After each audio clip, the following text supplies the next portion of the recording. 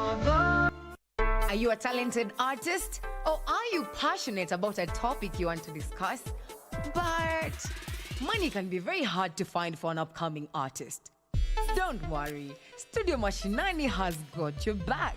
Sign up on ajira.co.ke to book a session with your music and video producers across the country. Work on your music, jingles, spoken words, and even podcasts to realize your dream. All for free. Studio Mashinani, Radani Talent.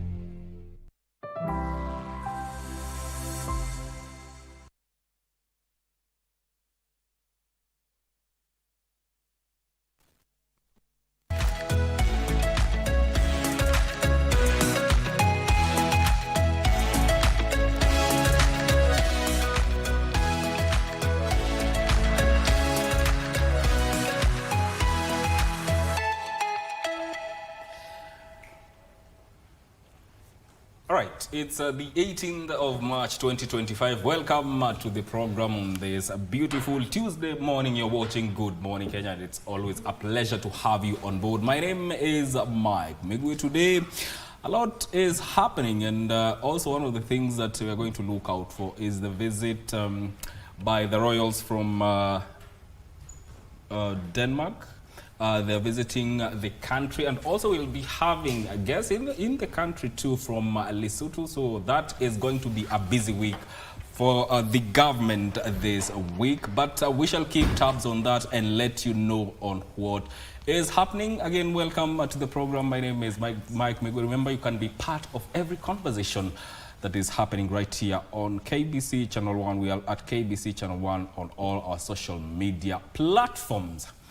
I'm not alone in the house. Vivian, how are you doing this morning? I'm doing well, Mike. A very good morning to each and every one of you who is tuned in on the show. We are glad that you have started off your morning with us. You know, today being a Tuesday, as always, it is Health Tuesday.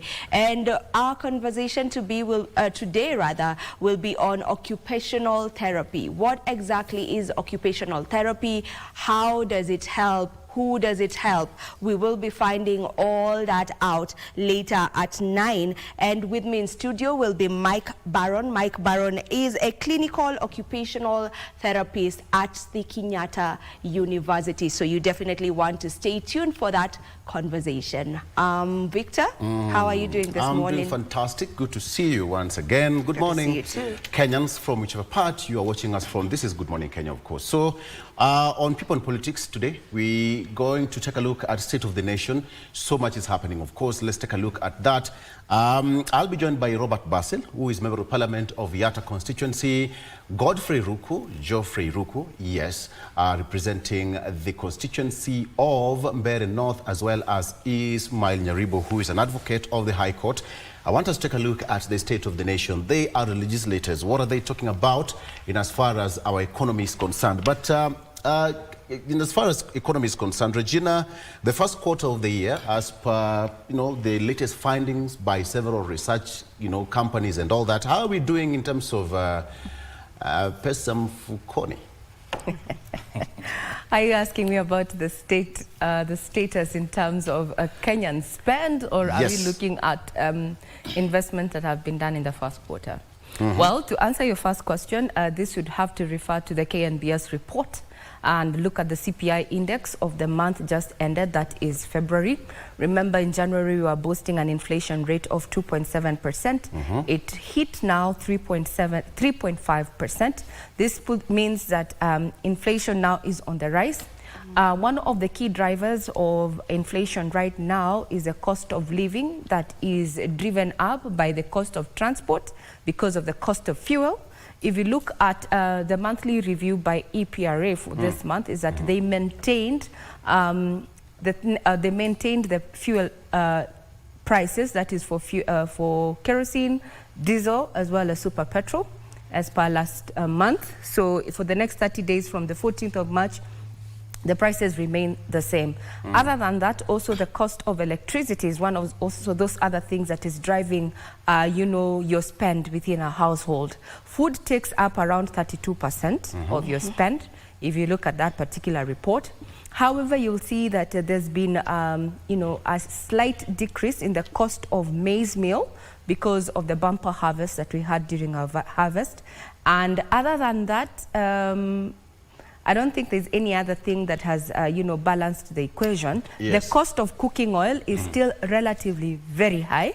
And if you look at it that way, when you look at house spend, you look at transport, you look at rent, you look at food, then you break down from food, from the dry foods to the market and such. So if you're asking me how Kenyans are doing in the first quarter of the year, I would say they are barely surviving. They are barely surviving. Yes, they're barely surviving. But then, Regina, their what consumers about, do we have any figure? power. Okay, do we have any figure or data with regards to disposable income? How are Kenyans doing basically, and purchasing power? Okay. Now, the CPI index, as per KNBS, it's released at the end of each and every month. However, it does not include your spending power in terms of savings and such. What it does, it looks at a normal household setting. What are you paying for? As I mentioned, rent, transport, food. Those are the main essential items.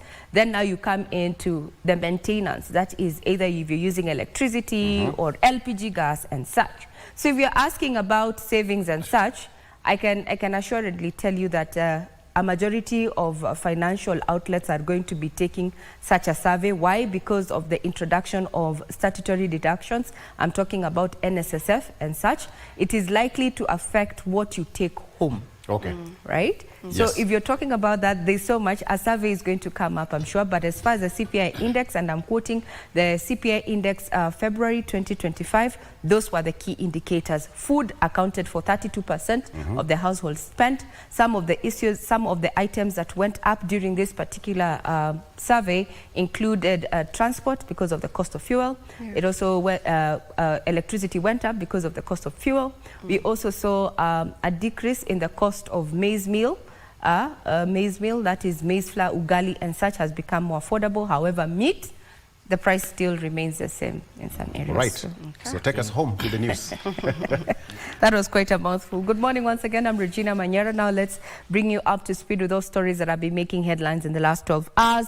We have the majesties in the country. We're talking about His Majesty King William Alexander and his Queen Maxima, who arrived in the country yesterday evening. They're going to be having an official state welcome at State House this morning. We have our crew set up there at State House, Nairobi. The president is going to be receiving them. And what you need to know is that the majesties from Netherlands there. And when we look at what Kenya and Netherlands have in common is that this Netherlands is our main market, accounting for around 27% of our horticultural produce. So we'll try and see what then this particular state visit brings, to the country in terms of bilateral trade ties. And more so is that if you're going to be moving around Nairobi, you need to be wary of much expected build-up in terms of traffic. Why? Because these majesties are going to be going to State House, and also we are going to be welcoming Lesotho. The head of state of Lesotho is also going to be coming into the country today, so it's going to be quite a busy Tuesday. But we'll continue keeping tabs on that. Also, in terms of change of guard, is that Meru County has a new sheriff in town. That is the new governor who was installed yesterday, Isaac Mutuma. He was sworn in as Meru's 4th governor. This has been quite a turbulent political chapter in the county's history. Kawira Mwangaza there was the first ever elected governor, female governor, and sadly through her term, well, that's a turn of things. Well, there are those who think that it is about time that also the citizens of Meru County get service. We're going to be keeping tabs on that. Has Kawira Mwangaza exhausted all her legal avenues to retain her position? I don't know. Well, there are those who are already saying that it should have the swearing in of Isaac Mutuma as governor of Meru is not legal, given that they argue should have been given 10 days after the seat was, or rather, after impeachment of the said former governor, that is Kawira Mwangaza. We'll be keeping tabs on Meru County. Indeed, Meru County sits squarely within the Mount Kenya region, and the way the political shakeups are happening, this was a position that was held by a governor who had run on an independent ticket, secured the position, later to join the G8, G7 that is. Now we are having the deputy take over. What does this mean for Meru County? We'll be keeping tabs on that. And as we continue with matters that are crucial and key to our hearts, the government has issued a stern warning to private healthcare providers, citing severe consequences for those who refuse to offer outpatient services. This warning was delivered by Health Principal Secretary Harry Kimtai during the launch and presentation of digitization devices in Embu County as part of the ongoing efforts to implement the Taifa Care Health System. Speaking at the event, Principal Secretary for Medical Services Harry Kimtai confirmed that the Social Health Insurance Fund is fully operational, calling on Kenyans to register and access quality services. They should not blackmail the government. They should not blackmail citizens by stopping offering of services. If they continue like this, it is obvious. They are also subject to renewal of license. For those who have registered and are paid up, if you go for inpatient in government hospitals, level 4, level 5, and the private hospitals which have contracted, it is also free. Again, challenges. We had a problem with the ICU, HDU. We started at 0 from NHIF. We went to 4,000. Now, just this week, last week we gazetted, it is 28,000. Kimtai, who was accompanied by the President's Economic Advisor for Special Programs, Moses Kuria, also called out a section of private hospitals that had denied patients outpatient services over accrued debts from the defunct NHIF. On the old NHIF claims, I think it is clear from the Presidential Directive that for those facilities whose claims do not surpass or go beyond 10 million, they shall be paid. That amounts to about 5.4 or 5.1 billion Kenya shillings that we are tabulating, and those ones will be paid without verification. Only 29 private hospitals participating and 64 public hospitals. The fewer the number of hospitals participating, the more the money. So some people are telling people Asia is not working, so that the number of people sharing the cake ikuwe ndogo. In Embu County, the government has disbursed 32 million shillings under the Social Health Authority program to cater for 24,000 outpatients. Of this amount, 24 million shillings was disbursed to public health facilities, while 8 million shillings will be allocated to private hospitals empaneled to the authority. The event also marked the rollout of Health Management Information System in Embu County, where healthcare administrators were urged to embrace it to enhance service delivery. So anytime from now, we're going to be bringing you the live signal from State House, Nairobi, where President William Ruto is expected to now officially welcome the Majesties. That is the King of Netherlands and his Queen, that is Willem Alexander, accompanied by Queen Maxima, who arrived in the country yesterday at around 8:30. We have a team on standby. Now, the Technical University of Kenya has officially called off a strike after reaching an agreement with the government. The university had been on strike since January 23rd of this year due to irregular salary payments and unremitted deductions, which disrupted academic activities for over 50 days. The Technical University of Kenya bringing relief to students and staff affected by the prolonged strike. I want to officially announce to members of the public and academic staff at Technical University that the strike is over. The prolonged work boycott disrupted academic activities, raising concerns over potential semester delays and setbacks in students' graduation timelines. According to the university's academic staff union, the strike was sparked by issues such as delayed and non-remitted statutory deductions, loss of pension funds, chronic salary delays, and unpaid arrears from both internal and national collective bargaining agreements. Following negotiations, the university has committed to settling all outstanding December 2024 salaries, paying January and February 2025 salaries immediately, maintaining consistent salary payments going forward, and remitting all statutory and third-party deductions starting in July 2025. We were under pressure to ensure that we open it, but we decided that we'll take time to go to the root cause of the problems in that university and come up with a plan or a program that is sustainable. And going forward, we trust and believe that the strategies that we've come up with will ensure that the university remains sustainable, and within a few years, their books will come back to normal, just like we are doing with the rest of the universities. I want to impress upon academic staff that now work with the management and ensure that students recover the lost time. More importantly, let us work, because now we have a deal. You could not get everything, but we have a first plan that is going to solve this problem once and for all. And now we are ready to transition the learners to their next phase of life. Meanwhile, Education Cabinet Secretary Julius Ogamba has issued a directive to all schools through county directors of education prohibiting the withholding of student certificates due to unpaid school fees. Any school that is withholding NEC certificates should release them to the candidates immediately. Any reports of non-compliance should be reported to the sub-county and county directors of education. County directors of education shall furnish my office with reports on compliance with this directive within 14 days from today.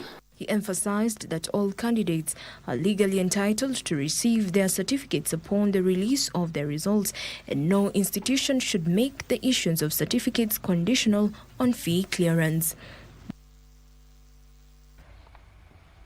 I hope that the principals and heads of those learning institutions that are still withholding certificates, especially for those who sat for their KCSE exams, are now going to release them following that particular directive. President William Ruto says the government is committed to implementing far-reaching reforms to ensure that the police service is motivated, well-resourced and professional. Speaking when he received the end-term report of the Second National Police Service Commission at State House, Nairobi, the president said the government will ensure that police officers who put their lives on the line have protection, equipment and backing of the government.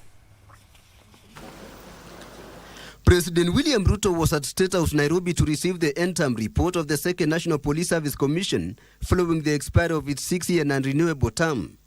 The president took the opportunity to reiterate the government's commitment to implement reforms in the National Police Service, saying there is demonstrable progress in the modernization of police equipment.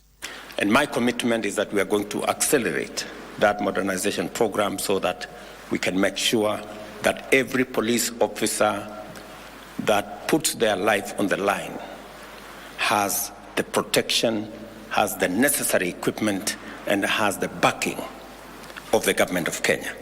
The president also commended the commissioners for their contribution to police reforms and the human resource management of the police service. Your work is a legacy that will shape the future of policing in Kenya for years to come. As we move forward, let us reaffirm our collective commitment to a national police service that upholds the highest standard of accountability, professionalism and fairness. Among the key achievements of the Second National Police Service Commission include the recruitment of 10,982 police officers and 1,128 civilian staff, as well as the automation of the recruitment process. And I'm very confident that the incoming commission will work with the Ministry of Interior and the National Police Service to make sure that the remaining phases of salary increase for our policemen and women will be implemented in accordance with the timelines that we have already rolled out and that were recommended by the report of the task force that I set up. We promoted 16,338 police officers and 1,309 civilian staff. On disciplinary control, the Commission determined 1,461 disciplinary cases and processed 724. Members of the commission included Eliud Kinuthia, Chairman, Dr. Alice Otwala, Vice Chairman, John Olemoyaki, Eusebius Laibuta, Dr. Lilian Kiamba, and Edwin Cheluget. The commission was appointed in March 2019 for a 6-year non-renewable term. To politics now, Wiper Democratic Movement Party leader Kalonzo Musyoka maintains that all leaders allied to former Deputy President Rigathi Gachagua will unite to make sure they send home the current regime in the next general election. Kalonzo, who spoke in Nanyuki town, Laikipia County, during the opening of the first Wiper Party office in Nanyuki, noted that the country is undergoing economic turmoil attributed to mismanagement of funds, hence they will not sit and watch. The former vice president said unity among like-minded leaders will promote national cohesion.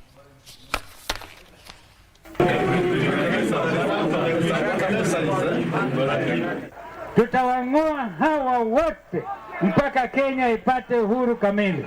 Kilicho na umuhimu zaidi ni kwamba tutahakikisha wafisadi wote ambao wameiba mali ya Kenya wanaenda nyumbani. Kwa hivyo msiwe na uoga. Wakenya wasema hawatauziwa tena uoga. Convention Center. Chief Executive Officer James Maura has dismissed allegations that the state corporation is running on losses. Appearing before the Senate's National Cohesion and Equal Opportunity Committee, the KICC management said the corporation had made a net profit of more than 200 million shillings in the financial year and had a potential of making up to 700 million shillings. Senators, however, raised concerns the government was spending huge amounts of money to renovate the iconic building compared to the revenue it's generating. Kenyatta International Convention Center management, while appearing before the Senate's National Cohesion and Equal Opportunity Committee, dismissed allegations that the entity was making losses, saying the state corporation was set to record a net profit of more than 200 million shillings this financial year. The KICC management indicated the ongoing renovations would uplift the facility to international standards and thereby attract more clients. The year ending June 2025, we posted a profit of Kenyan shillings 200 million, profit after tax. The government is spending at least 1.9 billion shillings in renovating KICC. Senators say the amount being spent does not match the revenue generated. How do you account for that money? That is the issue. Even KICC now, they've given you money, fine. But your profit is 200. If you get 200 for the next 5 years, that's $1 billion shillings. That means you cannot even pay for what they've invested in KICC. Meanwhile, Murang'a County Governor Irongo Kang'ata now wants the Senate to amend the Water Act to provide that water abstraction fee paid to Water Resource Management Authority WARMA be channeled to counties providing the water. Appearing before the Senate's Public Investments Committee, Governor Kang'ata said at least 30% of households in Murang'a County cannot access clean water, despite the counties supplying Nairobi and Kiambu counties with a natural resource. Anyone who abstracts water from any water source pays some license to WARMA. Ideally, that WARMA money should come to Murang'a, because surely WARMA does nothing. It does not plant any single tree to conserve that water ecosystem. The governor now wants the monies provided to enhance planting of trees in a bid to conserve the water catchment area.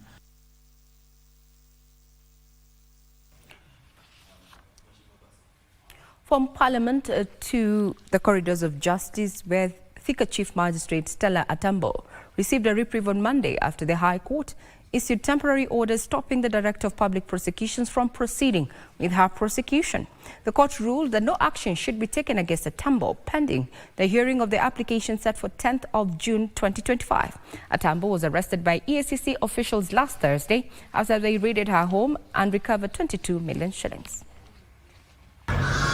Justice Chacha Mwita has handed Thika Chief Magistrate Stella Atambo a reprieve by halting her prosecution.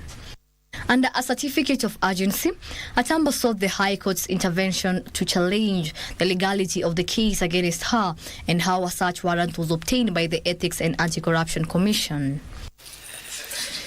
Through her lawyers, led by Dr. John Kaminwa, Atambo informed the court that EACC lacked the mandate to prosecute without involving the Office of the Director of Public Prosecutions. Justice Chacha Muicha allowed the application and issued orders stopping Atambo's prosecution pending a hearing of her petition. Meanwhile, in a related case at the lower court, Magistrate Harrison Baraza has deferred his ruling on whether EACC officers can be granted an audience in the court to Tuesday, March 18, 2025. The defense team contends that the anti-graft body overstepped its mandate by proceeding without authorization from the Office of the Director of Public Prosecution. So at what point does EACC then change into becoming prosecutors? At what instance? Does the law apply? Does the law allow them to be both? That is why there is that division of labor. If they are investigators, they are investigators, period. Unless they can show you that it metamorphoses into them being also prosecutors. The court is set to determine if due legal procedures were followed before the case continue. And we are appealing to all judicial officers in the country that do not allow fraudulent applications sneaked in by EACC pretending that they have locus to file an application. They don't have under the law. Elsewhere, a Malindi court has convicted a middle-aged man after he was found guilty of defrauding a tourist of 124,800 shillings by pretending to organize for her trip to Savo National Park. Kenneth Joroge Maina alias GB also reportedly absconded court more than 6 times after being released on an 80,000 shillings bond. He was convicted by Malindi resident magistrate Nguruma Namnyak and will know his fate during sentencing, Wednesday, 2nd April this year. Now, police in Likuyani constituency, Kakamega County, have launched a manhunt for a man accused of killing his girlfriend on Sunday evening and dumping her body in a room at a lodging located in Ngalili Market. Now, these are the stories from the county's news roundup. According to eyewitnesses, the deceased checked in with the suspect at the entertainment joint on Sunday evening. The incident has shocked residents and they are calling on relevant authorities to conduct thorough investigation to ensure justice is served. Hii kitendo sio mara ya kwanza. Imefanyika hapo, hii ni mara ya 4. Watu wamekuwa kikufa hapo ndani na mambo yananyamaziwa tu. Sasa ni afadhali watoto wasichana watetewe wapate haki. Wamekuwa wakikufa tu kiolela vibaya. In Mombasa County, Mining, Blue Economy and Maritime Affairs Cabinet Secretary Hassan Joho has pledged to resolve the grievances of Bandari Maritime Academy students following their protests over the institution's alleged mismanagement. The students staged a demonstration on Monday, disrupting learning at the academy. And I'm looking forward to engaging them. In fact, I've already told my team to look for them, waje wanieleze hasa the challenges that they are facing so we can address them. And that is the responsibility of government. Sio a back and forth. That wao wamesema sisi tusema tuwasikize. And Interior and National Administration Principal Secretary Raymond Omolo has urged Kenyan youths to use digital skills for job creation rather than engaging in cybercrime. He was speaking in Homa Bay County during a graduation ceremony of 290 youths who completed a digital skills program. To the youths and everybody who has an opportunity to get into the digital space, let's take advantage of the good things that this offers while being careful not to move to the other side that then would lead us to be involved in criminal activities, whether it's bullying, whether it's cyber threats, whether it's cyber fraud, so that then we have a good country that we'll all be proud of. Meanwhile, former Nairobi Governor Mike Sonko has been elected as the patron of the Association of Boda Boda and Tuk Tuk Riders in Kenya. Sonko was unanimously elected by the leaders of the associations to champion their rights. Sitaongoza ama patronage yangu kufanya na siasa ama na ukabila. Siasa tutaongea wakati wa siasa ukifika huko 2027. But kwa sasa ni kuchampion na kupigania haki zenu. You must be respected globally. Not only in Kenya, globally.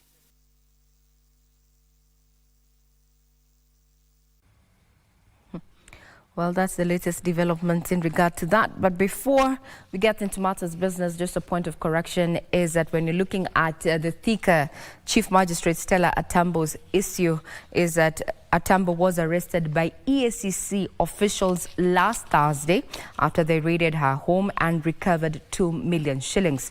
According to the direction of the High Court, is that it has issued stay orders stopping the Director of Public Prosecutions from proceeding with her prosecution. That takes us to business now, where small-scale farmers are set to benefit from a 65 billion shillings kitty from the African Development Bank that seeks to de-risk agriculture. Agriculture, Human and Social Development Vice President at the African Development Bank, Beth Danforth, says the facility will offer technical assistance and blended finance services to small-scale farmers to increase food production. Have a combined agriculture funding gap estimated at 9.6 trillion shillings due to limited credit access by small-scale farmers. Players in the agriculture sector say there is need to remodel agriculture finance to help small-scale farmers increase yields and reduce the cost of production.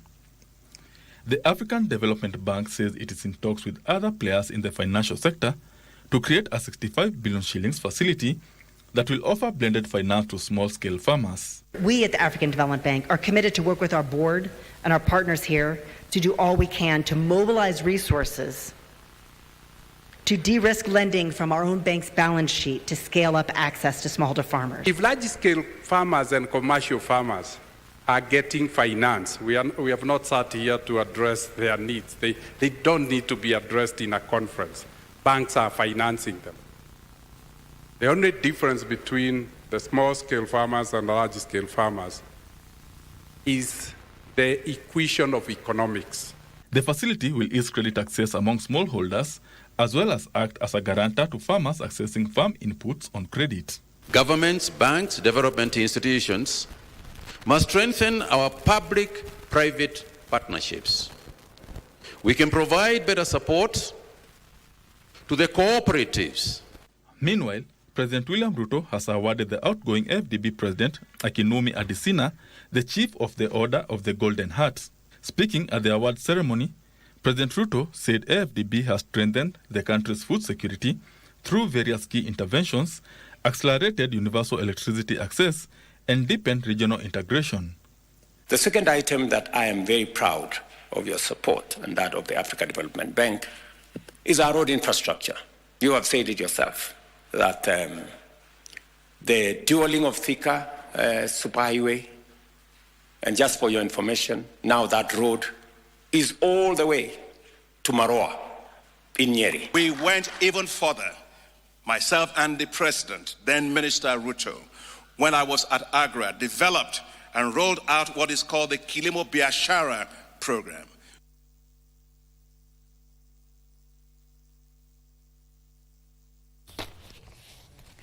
Now to sports, Sifa Mobility Kenya through Toyota Gazoo Racing Ball Rally Team has launched the Toyota Road Safety Mural Drawing Competition, a new initiative aimed at enhancing road safety awareness among school-going children across the country. The Road Safety Initiative comes just 3 days before the WRC Safari Rally that is to be flagged off in Nairobi. Safety mural drawing competition is part of the broader Road Safety for All campaign launched last year and will provide pupils with a platform to reimagine road safety and visualize it through art. Through this creative process, children will express their understanding of road safety rules and share their unique perspectives on making roads safer. The initiative not only encourages artistic expression but also reinforces the importance of responsible road behavior among young road users. It is for everybody, important for everybody, the drivers, the pedestrians, to be safe, isn't it? Is to be safe because we want to come to school, we want to learn, then we want to go back home to our parents. Sivyo. We appreciate that initiative that they have done, and I know in future we are going to get more. But so far we have gotten enough knowledge to sensitize our learners, and I know they are going to adhere to those safety measures. According to the World Health Organization, every 4 minutes a child is prematurely lost on the roads globally. In Kenya, over 40% of road deaths are among vulnerable road users, including children. Through education and advocacy, children will become champions of road safety, contributing significantly to the vision of zero road fatalities. Well, that effectively puts a cap on matters in the headlines here on Good Morning Kenya. Just to remind you that we have the Majesties from Netherlands in the country. They arrived at around 8:30 p.m. yesterday and were received by various government officials. But this morning, they are going to be officially welcomed into the country by none other than President William Ruto from State House, Nairobi, where we have a team that is pitched there to just bring you up to speed with what is going to transpire there. Looking at Kenya and Netherlands relations, is that Netherlands is our main source market for our horticultural produce, accounting for around 27%. We have our reporter Abdiaziz Hashim, who's going to be live from State House. We're going to give you that link when we are ready for that. Also, today we're going to see the president, that is President William Ruto, receive the leadership from Lesotho. So it's going to be quite the busy Tuesday here in the country. Just to say how busy it is, we're just going to give you just an alert and an update, so to speak. Areas that you should avoid between today and tomorrow, given the level of activity within the Central Business District. So Tuesday, these Majesties are going to be having several or rather numerous movements within the city. So that is bound to create traffic. On Wednesday, we'll have the Majesties' entourage travel to Naivasha, that is Nakuru County, via Mai Mahiu and return. So the tracks are going to be rerouted from the Mai Mahiu route there. On Thursday, there'll be more city movements before his dispatcher. That is, we're talking about the King and Queen of Netherlands, that is Willem Alexander. Then also on Tuesday, as I mentioned, which is today, the King of Lesotho will also arrive in the country. He's expected to arrive in the country for an official visit. And on Wednesday, the King of Lesotho is going to be in Kiambu County, specifically Ruiru, visiting the clay works there and a school in Ruiru town for tree growing. So expect such disruptions in and out of the Central Business District. And last but not least, on Friday, the Safari Rally moves to Naivasha for the full action. This is going to be flagged off from Nairobi all the way to Naivasha. And KBC Channel 1, your true sports partner, is definitely going to be keeping you updated on what happened at the WRC. So if you have not made plans for the weekend, there they are. I wish you a pleasant viewing ahead. I'm Regina Manyara.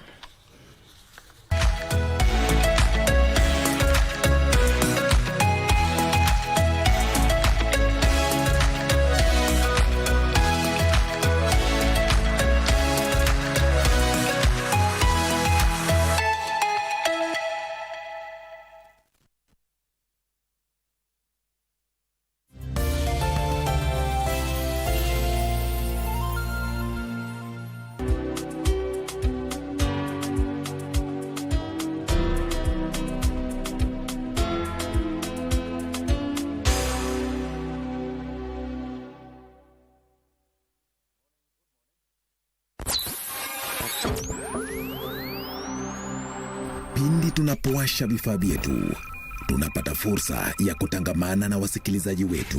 Karibu sana thĩinĩ wa tabarĩra ya Rwĩga. Tunapeperusha utangazaji uliobobea katika habari, nĩ ũndũ wa macio na mangĩ maingĩ, burudani, nĩ harĩa tũkoragwo tũkĩigua nyĩmbo mwaki nyĩmbo hota, na hamasisho la kiroho. Usiachwe nyuma. Jiunge nasi kwa safari ya kufana katika 99.5 FM. Shoro FM.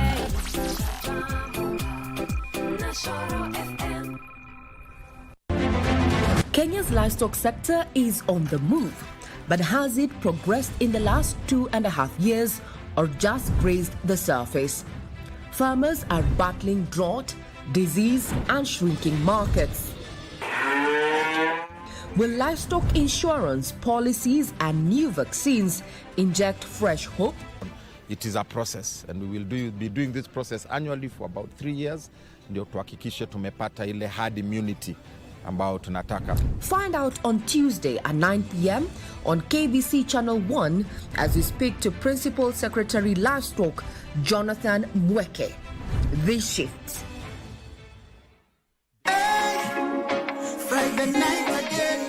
Greetings in the name of the Most High Jah Rastafari. My good name is Marley Moses, the positive warrior, alongside... Yes, sir, DJ D-Rage, the baddest. Each and every Wednesday from 10 p.m. on KBC Channel 1 TV. Tunakuletea the biggest reggae party in 254 in a yard extra. Extra niceness of reggae music. Extra dose of entertainment. When the thing is nice, we have to do it twice.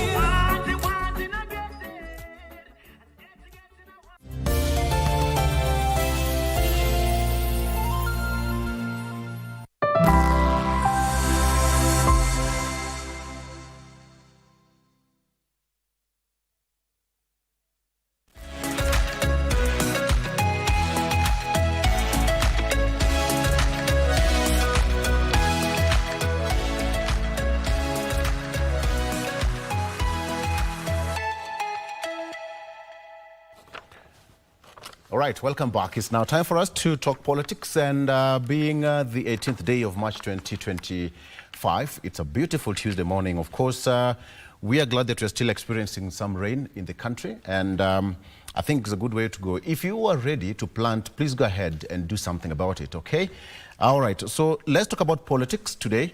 Let's take a look at what's happening in the country, state of the nation, what is happening in our political segment, what's happening in our economy, and our socio-economic issues that's affecting us. Our lines will be on later on, 0716 10 3301, 0716 10 3301, that is 0716 10 3301. Our lines will be on, and please tell us, are you getting development wherever you are?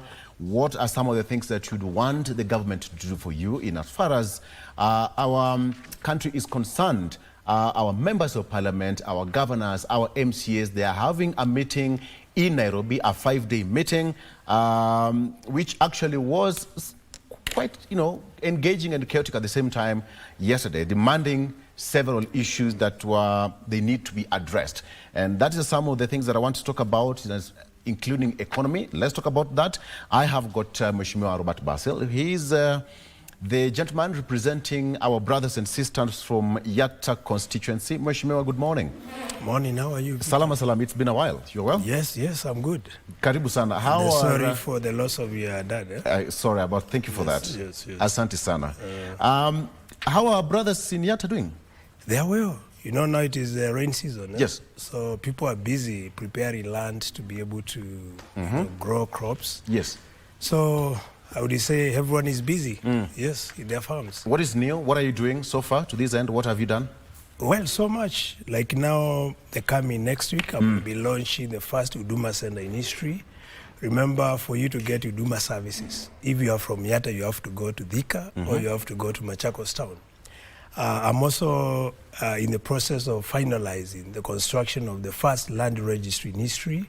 If you want land title deeds, land documents, you have to go to Machakos, I'm also about to open the first KMTC. It's up and ready, so we are just planning for opening. Water for schools,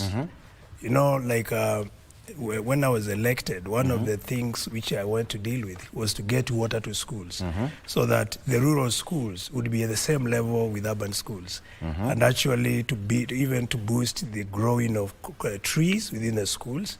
And I'm talking of nutritional crops, to be able to boost the nutrition of learners. During our time, we used to have maziwa ya nyayo. Now we no longer enjoy the same. So to bridge that gap, when you grow food crops within the schools, the students can actually get juice during famine or dry period. So water for schools, as well as try to see how best I could also support the community, with water related, resources. On top of that, of course, the school infrastructure is a big problem. Remember, I have about 200 schools.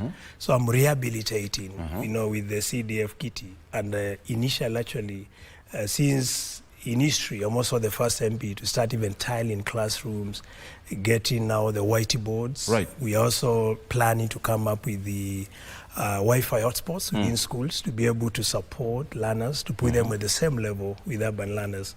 Remember, we're in an exponential age, that is the technology age, and the learners in rural areas should not be left behind. Yes. The whole world is moving from to a technology space. So that is some of the many things that I'm doing for my people. Seems you're doing much for the people of Yatta. Of course, my mission is to serve. Yes. And that's why I offered myself to come and serve. Where is this money coming from? Is it now from the CDF? And You know, the money from CDF, if you properly use the money, is not so limited. You can do much with it. Yeah. On top of it, of course, we have resources from national government, which we have to tap into, including like now electricity, rural connectivity. The other day, I even hosted the CS for Energy in my area to launch some of the electricity programs. And of course, we have partners. We have JIC and others who are coming in Adi to support us, you know, to be able to transform the constituency and to bridge the development gap between rural areas and urban areas. Yeah. So it's a collective responsibility from both the national government, partners who are within, of course, you know, the Trump effect, so much donor programs have been slowed and some have actually been cut down completely, considering that the United States has been one of the largest donor in Kenya and also in the other parts of the world.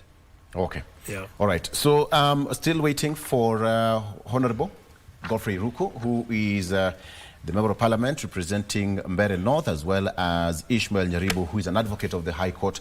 They'll be joining us shortly. But for us, we are on the road. We are to do this. So, Mheshimiwa, a quick question, generally. As a Member of Parliament, your number one role is to legislate. How is Kenya doing, generally speaking? I mean, from your point of view, as a leader in this nation, how is Kenya doing? You know, legislation, I don't think we have shortage of laws. The problem we have in Kenya is enforcing the laws. Yes. And also ensuring that we uphold and live within the Constitution.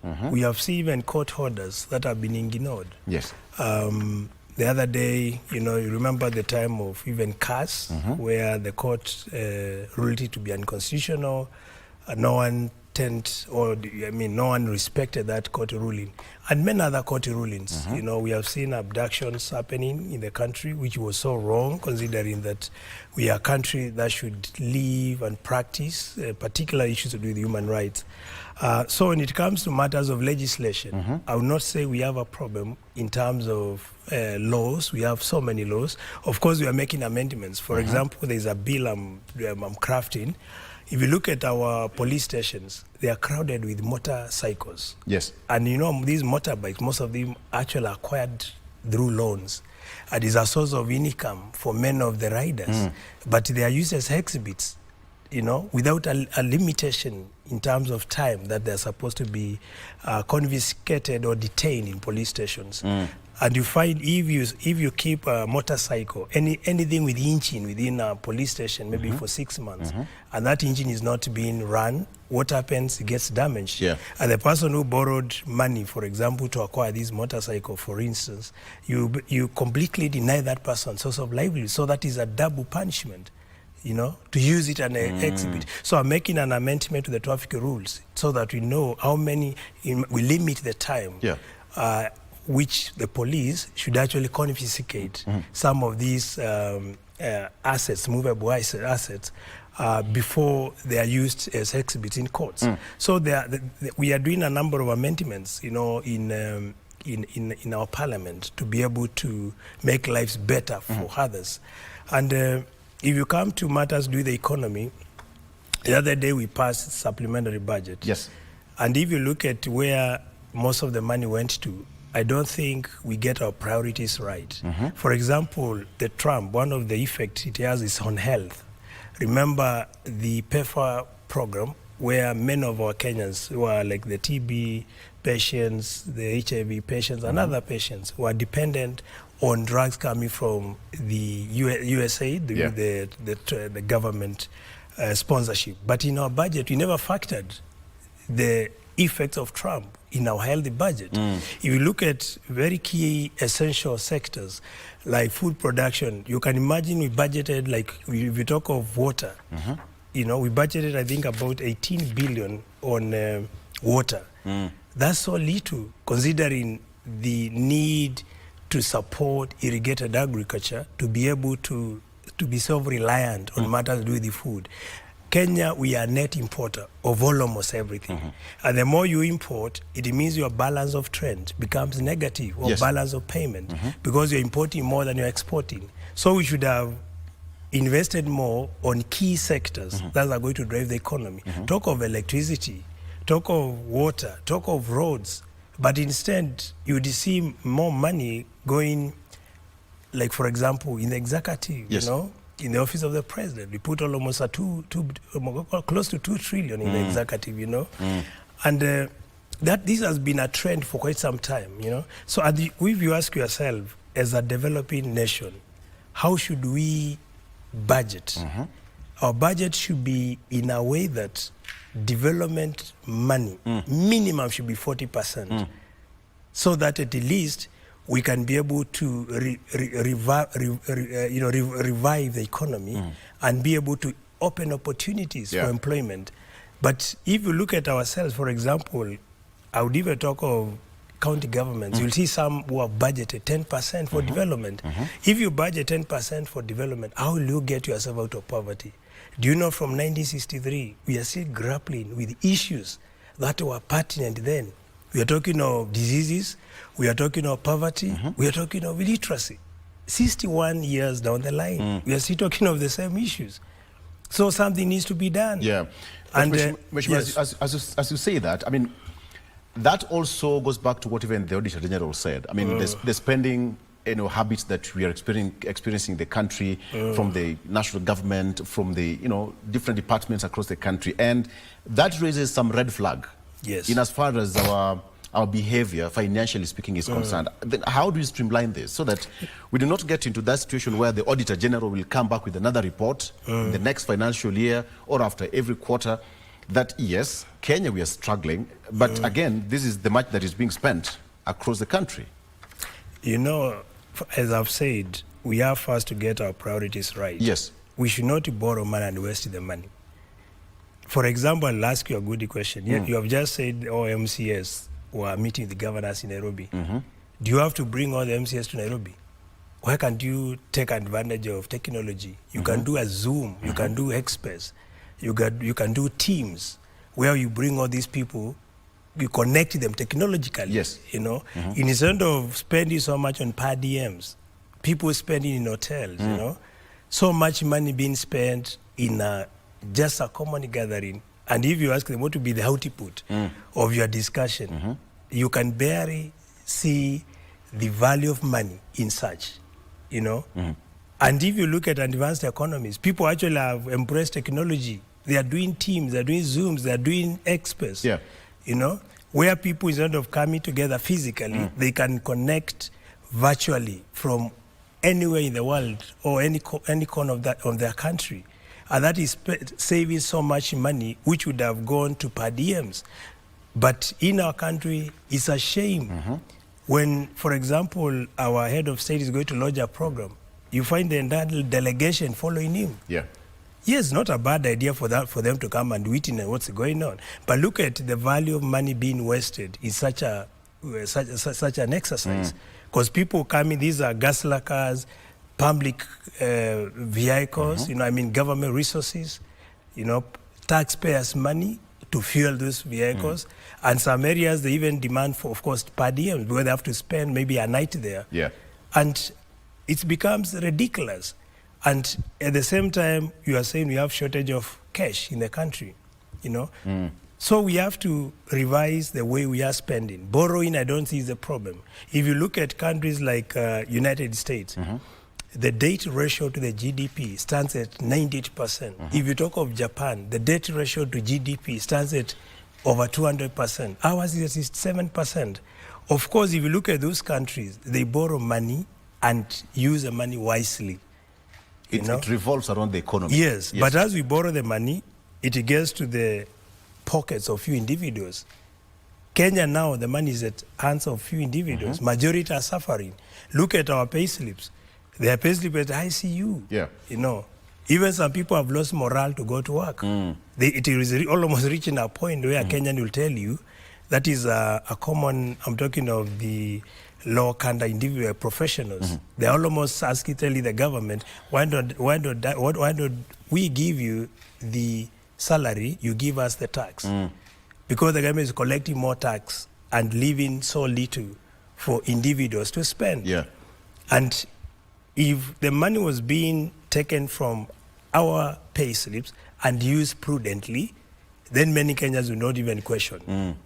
But look at how we use our money. But then again, if you look at the distribution of resources, it's not equitably done. Yes. When we speak in Parliament and say, why can't we itemize the budget?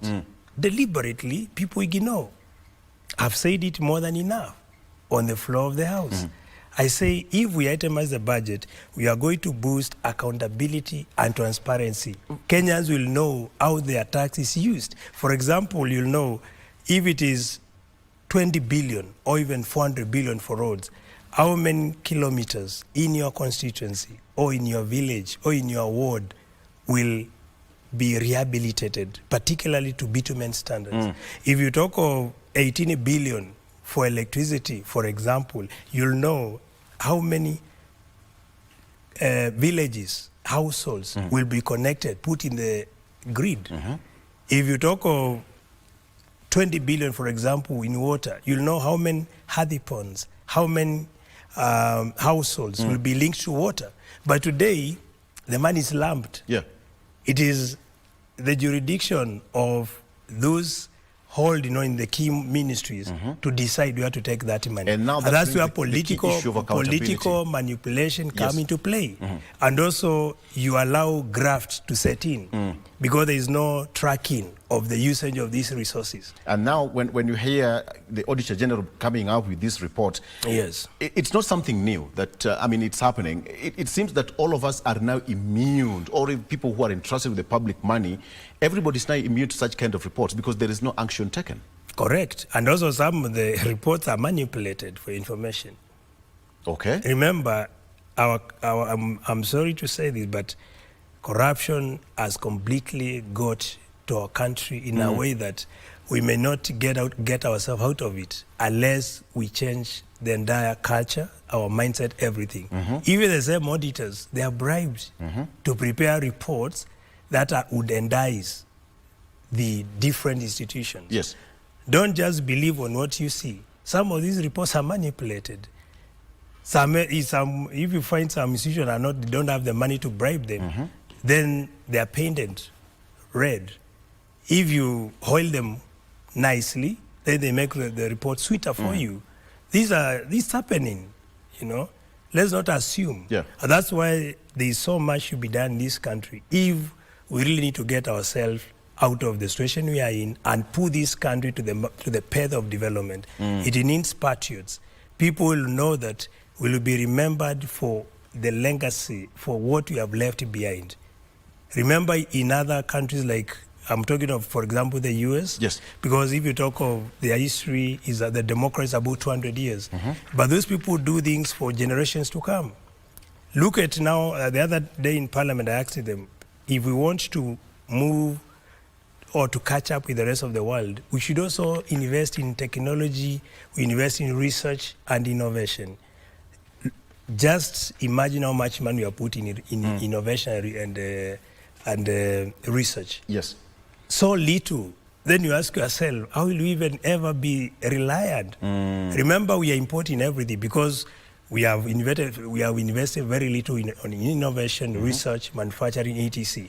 Those countries that want to prepare for generations to come, they pump money in sectors that will prepare the country to compete with the rest of other countries. Which when we look at our debt right now, domestic debt has jumped to 6.12 trillion shillings. Yes. And we are going to the next financial year, and of course you've said that you've passed the supplementary budget.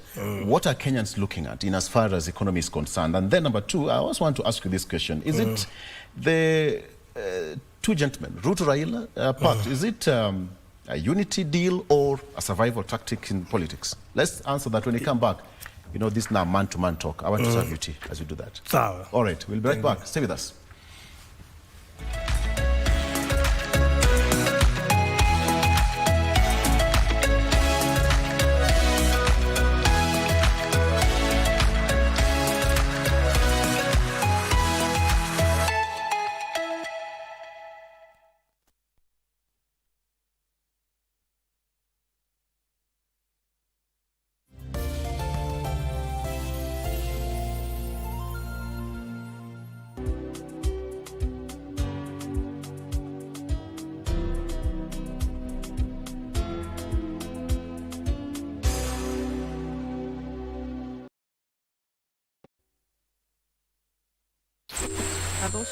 Ima na wendo mwingi tukikuthokia Embu County, the land of opportunities.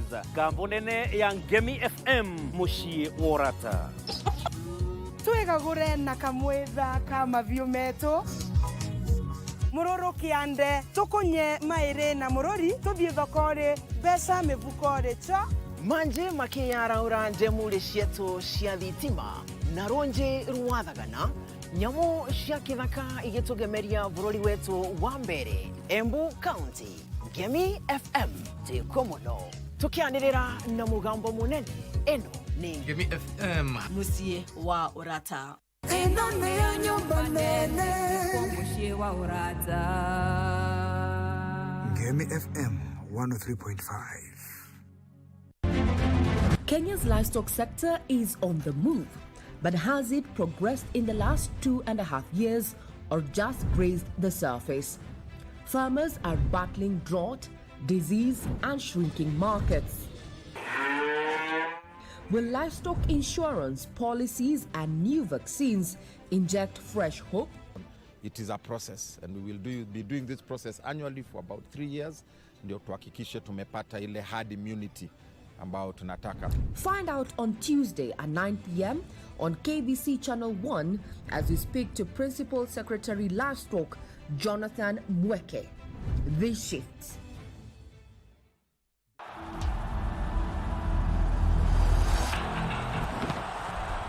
The race for the cherished FIFA World Cup 2026 slot is heating up. Olunga, the captain, he plays the right ball inside. Good first touch. Changing the lines as Aubameyang gets in behind here. A great opportunity for Aubameyang and it's off the post. Lined up on match day 6, Group F is Kenya against Gabon on Sunday, 23rd March at 4 p.m. from Nyayo National Stadium. Pumped back into the air. The keeper's come a long way off his line and he's missed it. And that's the opener for Kenya. With a new sheriff in town, don't miss this historic Africa qualified duel live and exclusive on KBC Channel 1, your true sports partner.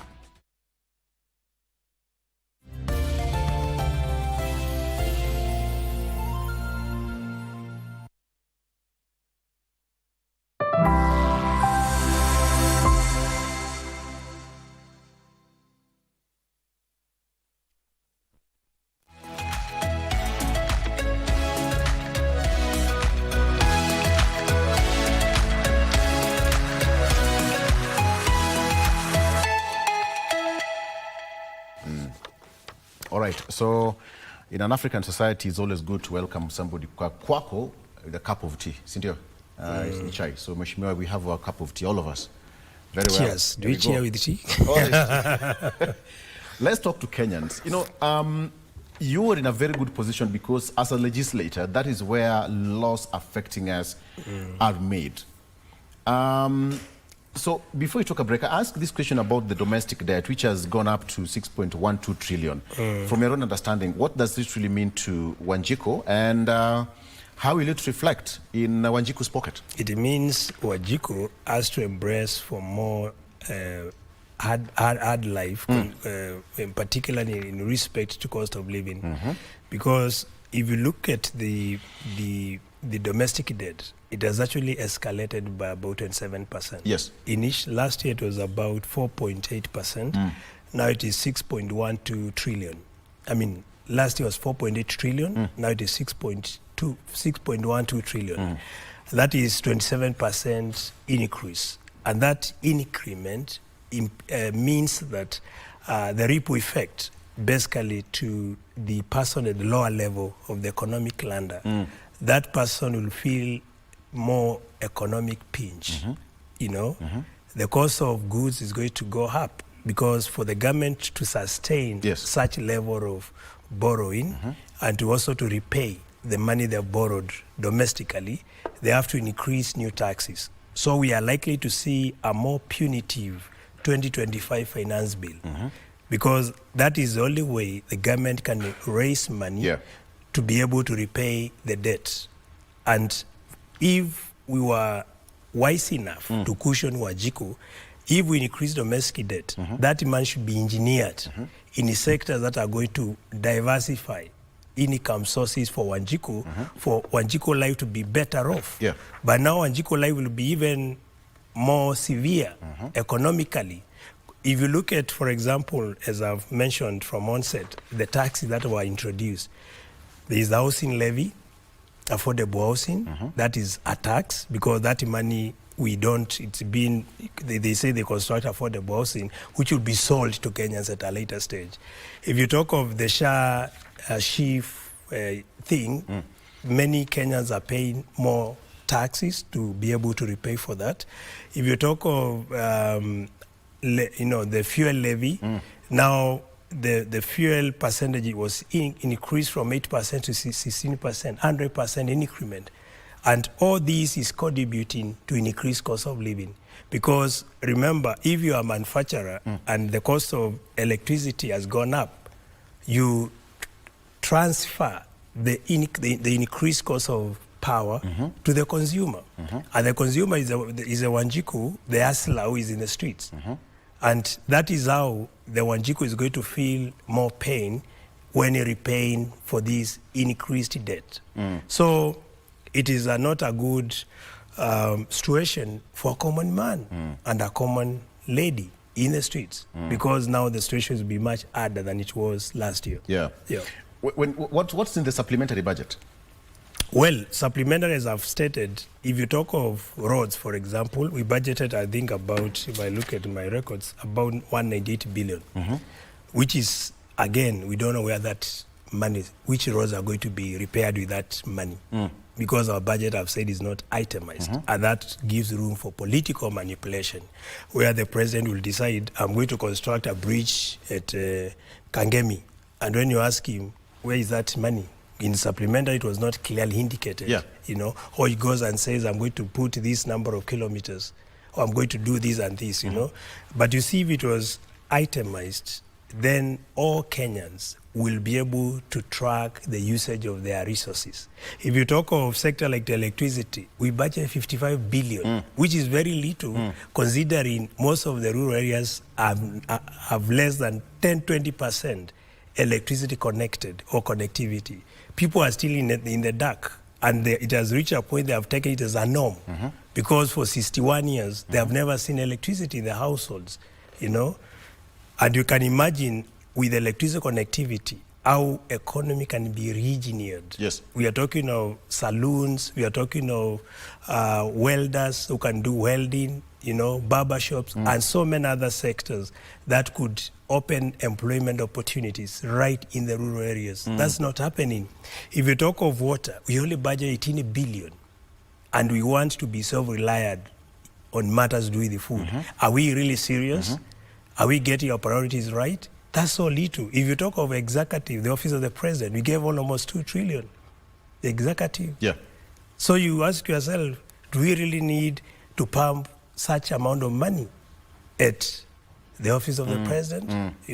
Of course, any office has staff, they have expenditure, but we have to be reasonable so that if we borrow and make life harder for common man, let that money be channeled in sectors that are going to make life better for common Kenyan. Because these are the people who are feeling the pinch. Remember, the rich don't even notice the new taxes that are introduced because their life is normal. Their students or their kids will go to school in expensive schools normally.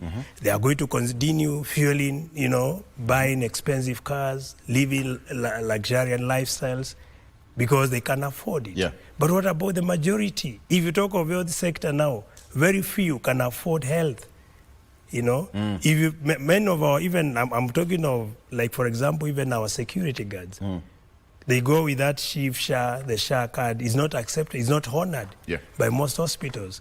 But we are trying to live in denial. Let's not be an escapist of reality, but admit that things are not right and we need to correct it. It's not about politics. We are speaking, and me, I always tell that people, I speak as a patriot. I don't care what people say about what I tell them. But it would be unfortunate if I try to hide and assume things are okay. I should tell them, this is not right, let's correct it. Because generations to come will appreciate us, or they're going to condemn us based on what we'll have done for them. You know? I see that. When it comes to that bit of the budget and what we should be expecting, yes, if you're to sit in that committee, first of all, and start prioritizing what Wanjiku should be getting more on, probably just a random list, what would you prioritize if I was the chairman of budget? First, I'll make sure the budget is itemized. That would be the first way to seal the money that get lost to individuals' pockets. Because when you itemize, even the person at the farthest corner of this country will know from the budget that is being prepared for the country and for him or for her, this is what I expect from my area. And then I look at key sectors. We talk of agriculture. And agriculture is not about fertilizers. I've been hearing the song of fertilizer for so long. Not all areas need fertilizers, because you only take fertilizers based on research. Empirical data will tell you certain areas need fertilizers. Certain areas, their land is so fertile because tillage has not been exploited. You know, like the entire Ukambani, you don't need any fertilizers. Go now when it has rains, grass immediately sprouts. Telling you don't need fertilizer in those areas. Then I'm going to invest on manufacturing. I went to a country where many people think is a war-torn country, like Pakistan. Pakistan today is self-reliant. Actually, it doesn't even need the United States. They manufacture literally everything. Yes. Do you know even World Cup, they supplied balls that were used in Qatar. It came from Pakistan. Clothes that you find in designer clothes in Italy, they come from Pakistan. Textile industries, ours, we are importing everything. So you need to get it right on manufacturing. And for manufacturing factories to thrive, the raw materials have to support local industries. So you invest in agriculture to supply raw materials to these factories so that there is continuity in the value chain. Then you invest in, and within agriculture you talk of irrigated agriculture, so that your people, like border riders, most of them are there not because they should be border riders, but there is no alternative source of livelihood. So if you have proper irrigation farms and you have contract farming between the productive population and the buyers, the millers, then you will get a lot of people to meaningful employment, and that is going to support manufacturing. Then I'm going to invest in health. You cannot have a sick nation, a population of people cannot afford health, and you say you are progressive. That is a lie to yourself. But again, Mheshimiwa, parliamentarians can also be blamed for this. I mean, Kenyans we are mixed, my friend. With the moment we shun away from party politics, that will be the beginning of a better country. Is there anything Parliament can do right now? What will you do? And if you talk of now, we have ODM and UDA, they have come together. So it is about whipping to serve the interests of the masters. If the president wants this to be priority number one, and the majority of us is not supposed to be the priority, he whips the members. You get a phone call, those who subscribe to his party, and you are told, I don't want a full stop, I want it as it is. The same applies now to ODM members. The other day, if you play your clips, you remember they were saying Adani deal is bad, but now they are saying it's the best. Why? What changed? I'll come to politics shortly, but you are also aware that this, somebody would say, it's a fresh stalemate between the national government, the treasury, and even the counties. They are now, from the Senate, they are saying that they want more money, 465 billion shillings the next financial year. What would you make of this? No, but if you ask for money, show us the resource of the money. Because why would you ask for more money and we don't see results? Somebody would because unfortunately, you see, for example, let me give you an example. Do we have a meal sector? Meal sector, I mean monitoring, evaluation, accountability, and learning department in any county in this country. Do we? No, we don't. And if you have no monitoring, evaluation, accountability, and learning department in counties, then how are you going to account for the money that you get? How will we see logic model in your planning? There is no logic model. Because for you to track results and ensure whatever you do resonates with the people that you represent, there must be a proper accountability mechanism. And that's why a meal department should be vital and crucial in all county government, but our constitution was so open for them. It is governors to decide what should be done. And that's where a lot of money is pumped there, but people cannot see the results. If you go to hospitals, they are still grappling with drugs, essential drugs, they are not there. But if there was a sector whereby MCS, because those are the people who decide for how the budget should be appropriated at county level, if they prepare and now it is sent to a meal department, who are going to see the logic aspect of what is brought on the table, that will promote accountability, transparency, and the value Another of point money. of argument is but that is not there. MCAs actually part of their demand, during their... They want administration funds. Exactly. And the reason, if you ask them, of course it will be good for them. Don't you think there will be duplication of funds, if they have of roles? If they have ward administration fund, that is going to give them independency, autonomy, not to be dependent on governors. Remember, if you are not singing the song of the governor and you are an MCA, you are isolated from a development front. I see. Because you have nothing.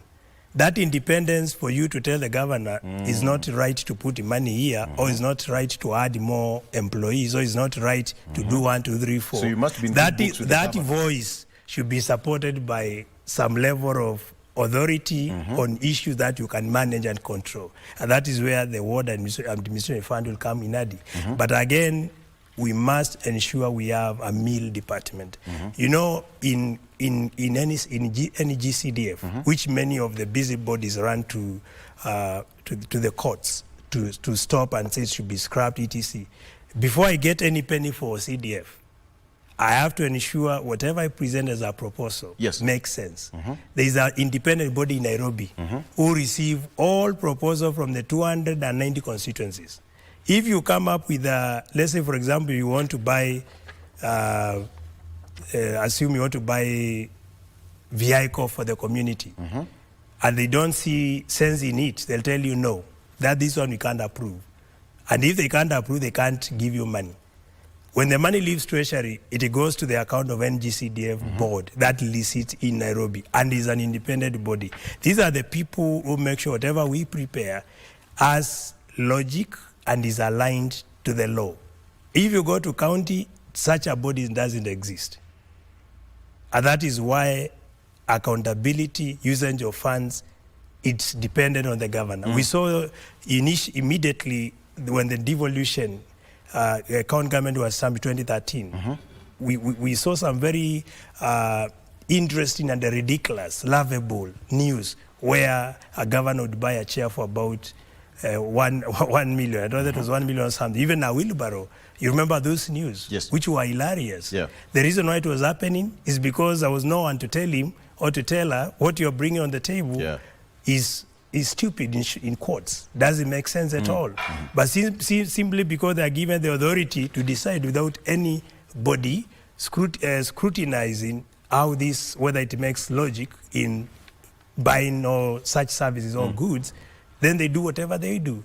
And now that is why 10 years after devolution, we are still not seeing a proper impact on issues to do with bridging the poverty gap and what you call economic dualism, the haves and the have not. The poverty level are still deepening instead of getting narrowed.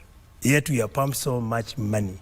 If you put in a weighing scale, the amount of money Kenya has budgeted for devolution in the last 10 years, and the results we see, then you'll see the question mark raised there. I like that. You can sip your coffee, by the way. This is a live show, man to man.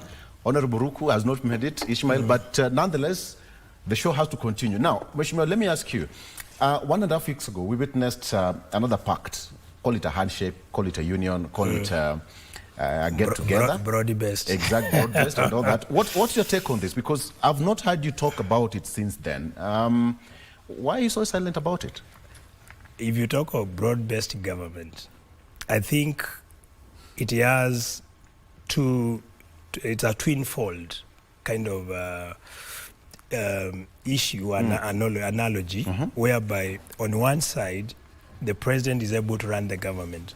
Because by bringing ODM members on board, it is giving him some form of stability to spearhead a government agenda and to govern the country. Immediately, ODM came on board. Protests completely were calmed down. They were like, they just vanished. So it is giving him some form of sleep, sleep nights, not sleepless nights.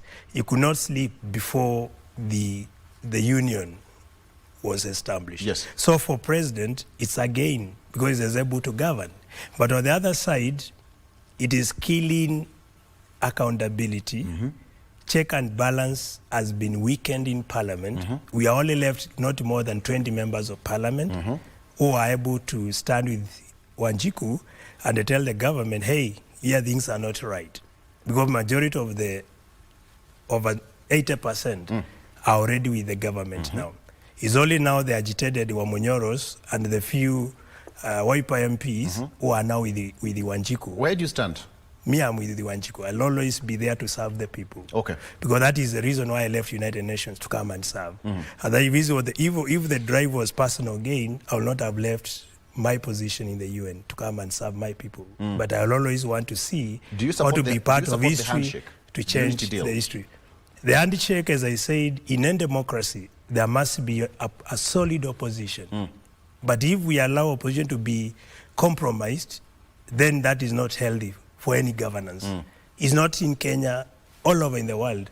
Because it's opposition that puts the government on check, you know. It is the opposition that will let the government, you need to go slow on borrowing. You need to revise how you appropriate your resources. Yes. You need to do 1, 2, 3, 4, which will be beneficial for citizens.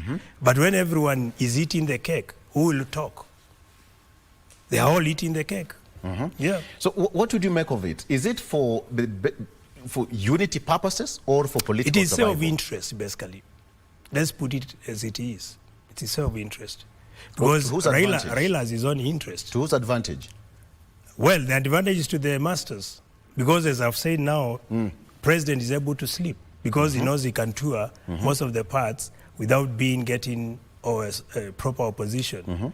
Demonstrations have completely gone off. And of course, in terms of business, people are able to do their business. So he has gained on that front. But again, the other side, it has weakened accountability because the check and balance has been compromised. Although what is happening is also so precarious. Remember, ODM is actually the one running the government because they're taking over budget. The chair of budget is from ODM party. The CS for Treasury is from ODM party. So it is basically... What did you expect? What did you expect? Well, it tells, you know, what Raila did is like when you invite a guest and you give these guests one of your servant quarter to stay. You give, you provide residence in the servant quarter. Then after 1, 2, or 3, a few months, the guest will say, I don't feel okay in the servant quarter. I want to enjoy your bedroom. Yes. That's insane. And that is basically what is happening. So Raila is enjoying the bedroom. Because when you give out budget, and budget is the most significant. Those are the key positions. Because budget, as I said, our Kenyan budget is not itemized. Yeah. So the president can only make those promises he makes because he has control of budget. So if the ODM guy says, we are not going to give out money for the 1, 2, 3, 4, then it means in principle you have completely undermined or even frustrated the president because how will he get the money of the issues he's promising? If Treasury decides they are not going to release the money, then the government can be put on a stall, That is why those key sectors, budget and treasury, that is finance and physical planning, are never left to the opposition in any coalition. And here we are. Those are the reserve of the ruling party, and that is the presidency. But when you hand them over, It means there's someone else now who is running the show. You are there more so as a spectator, to use the right word.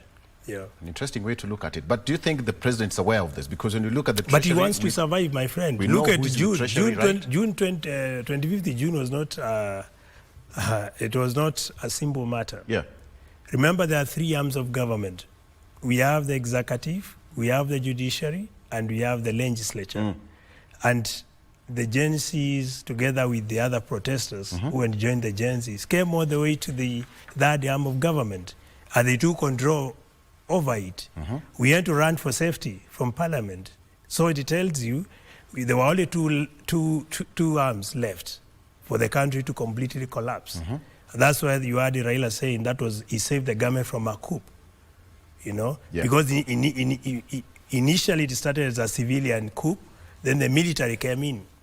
So that was not a very good signal for the country. And I think at that particular moment, the president had to go to the drawing board. And he said, for me to survive, even if I have to give out my bedroom, I'm going to do it. Yeah. That's exactly what he did. Okay. Yeah. It's quite interesting because there's something you said there, trying to look at it deeply on what it takes, because when you look at the Treasury, who is the CS for Treasury right now, and who is now leading the Budget Committee in the National Assembly, and we are headed towards direction where budget making is now quite critical. Something to ponder. Mheshimiwa, coming to this, this story of our very own Margaret Nduta, who is condemned in Vietnam, and the two countries, that is Vietnam and Kenya, trying to make, efforts to have that relationship between these two nations to solve it. I mean, as a Kenyan who's traveled far and wide, what do you make of this? Any countries need to respect the international law. Yes. And that is the only way to safeguard the sovereignty of both countries and ensure sustainability of the diplomatic relations. Because if we don't respect international law, then the bilateral relation is completely watered or squashed. And once you quash the diplomatic relations, then you put the two countries at a state of acrimony. And that is not what the international law calls for. You saw the other day Rwanda and the Belgium, where the Rwandese have kicked out the Belgium diplomats, and in reaction, Belgium did the same.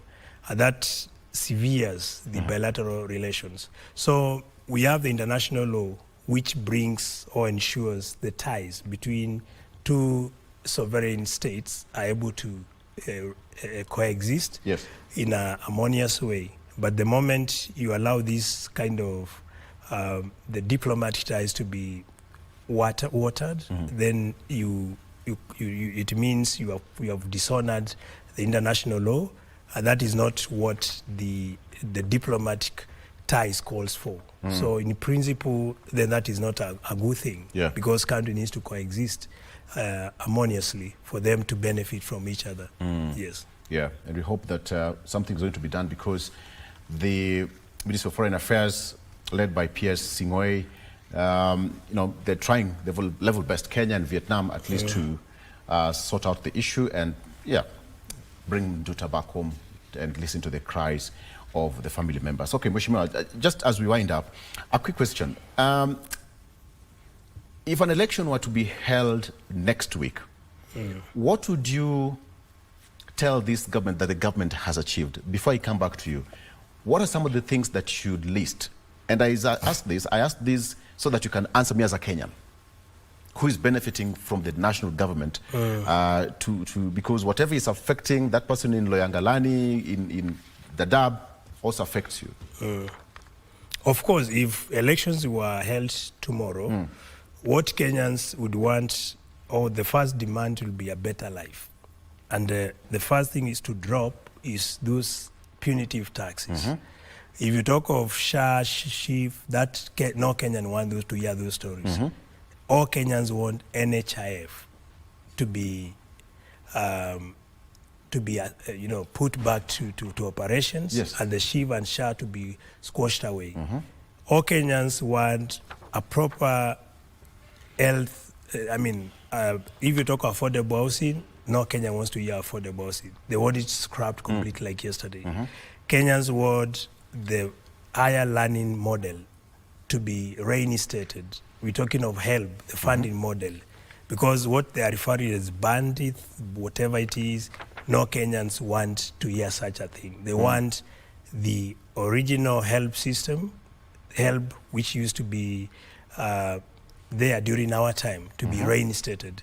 Kenyans want opportunities for employment because we have an increasing population of qualified, skilled young people who have nowhere in terms of employment opportunities which are not there for them. They want those things done. No Kenyans want to know about the kind of arrangement or coalition you have, but you deliver on those. Yes. That is point number one, which all Kenyans unanimously would agree for. And I think we are coming to an end of tribal politics because people have been taking advantage of this tribal politics for benefits of few, leaving many, to suffer. Right. So, and that is the kind of direction, the new dynamics of politics that we are likely to see in years to come. All right. What about you? If elections are to be held tomorrow, will people of Yatta send you home or give another mandate? I think they'll give me another mandate. I knew you were going to say that. Why would they give another mandate? Well, you see, as I've indicated when I got here, yes, my development record is clear. I'm the first person to bring service close to them. Yes, we are talking of land registry.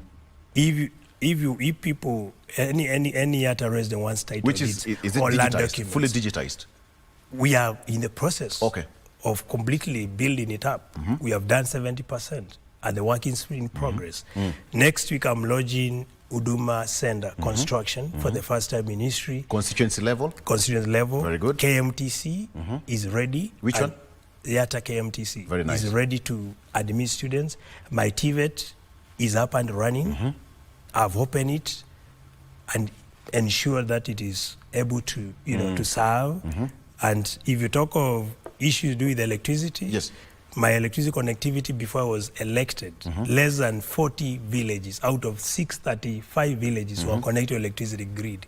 Now as we speak, more than 20, and I'm continuing to push.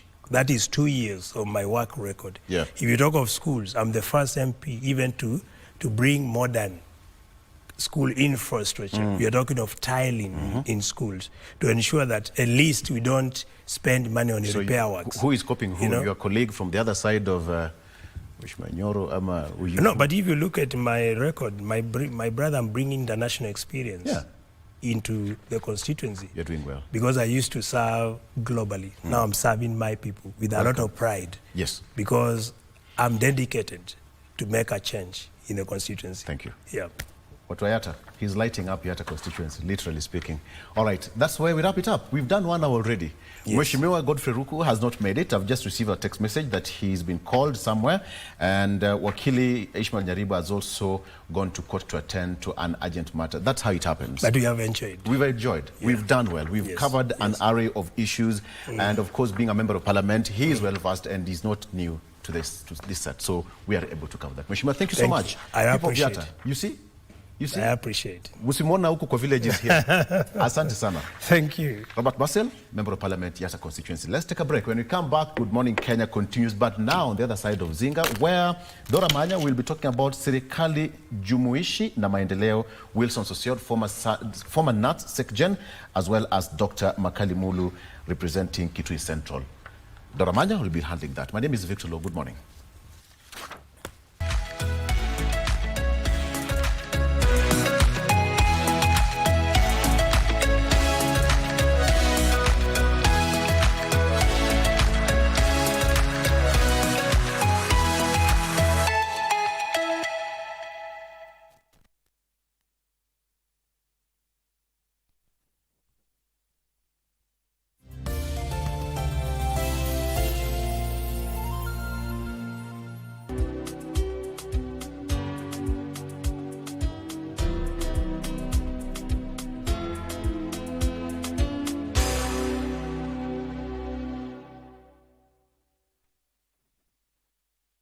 Are you a talented artist? Or are you passionate about a topic you want to discuss?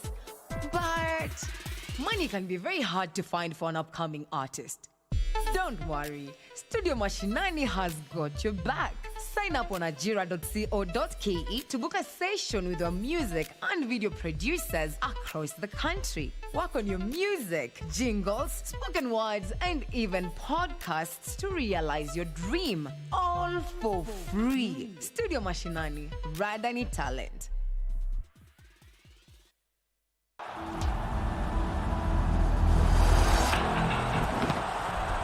The race for the cherished FIFA World Cup 2026 slot is heating up. Olunga, the captain, he plays the right ball inside. Good first touch. Late change to the lines as Aubameyang gets in behind here. A great opportunity for Aubameyang, and it's off the post. Lined up on match day 6, Group F is Kenya against Gabon on Sunday, 23rd March at 4 p.m. from Nyayo National Stadium. Pumped back into the air. The keeper's come a long way off his line and he's missed it. And that's the opener for Kenya. With a new sheriff in town, don't miss this historic Africa qualified duel, live and exclusive on KBC Channel 1, your true sports partner.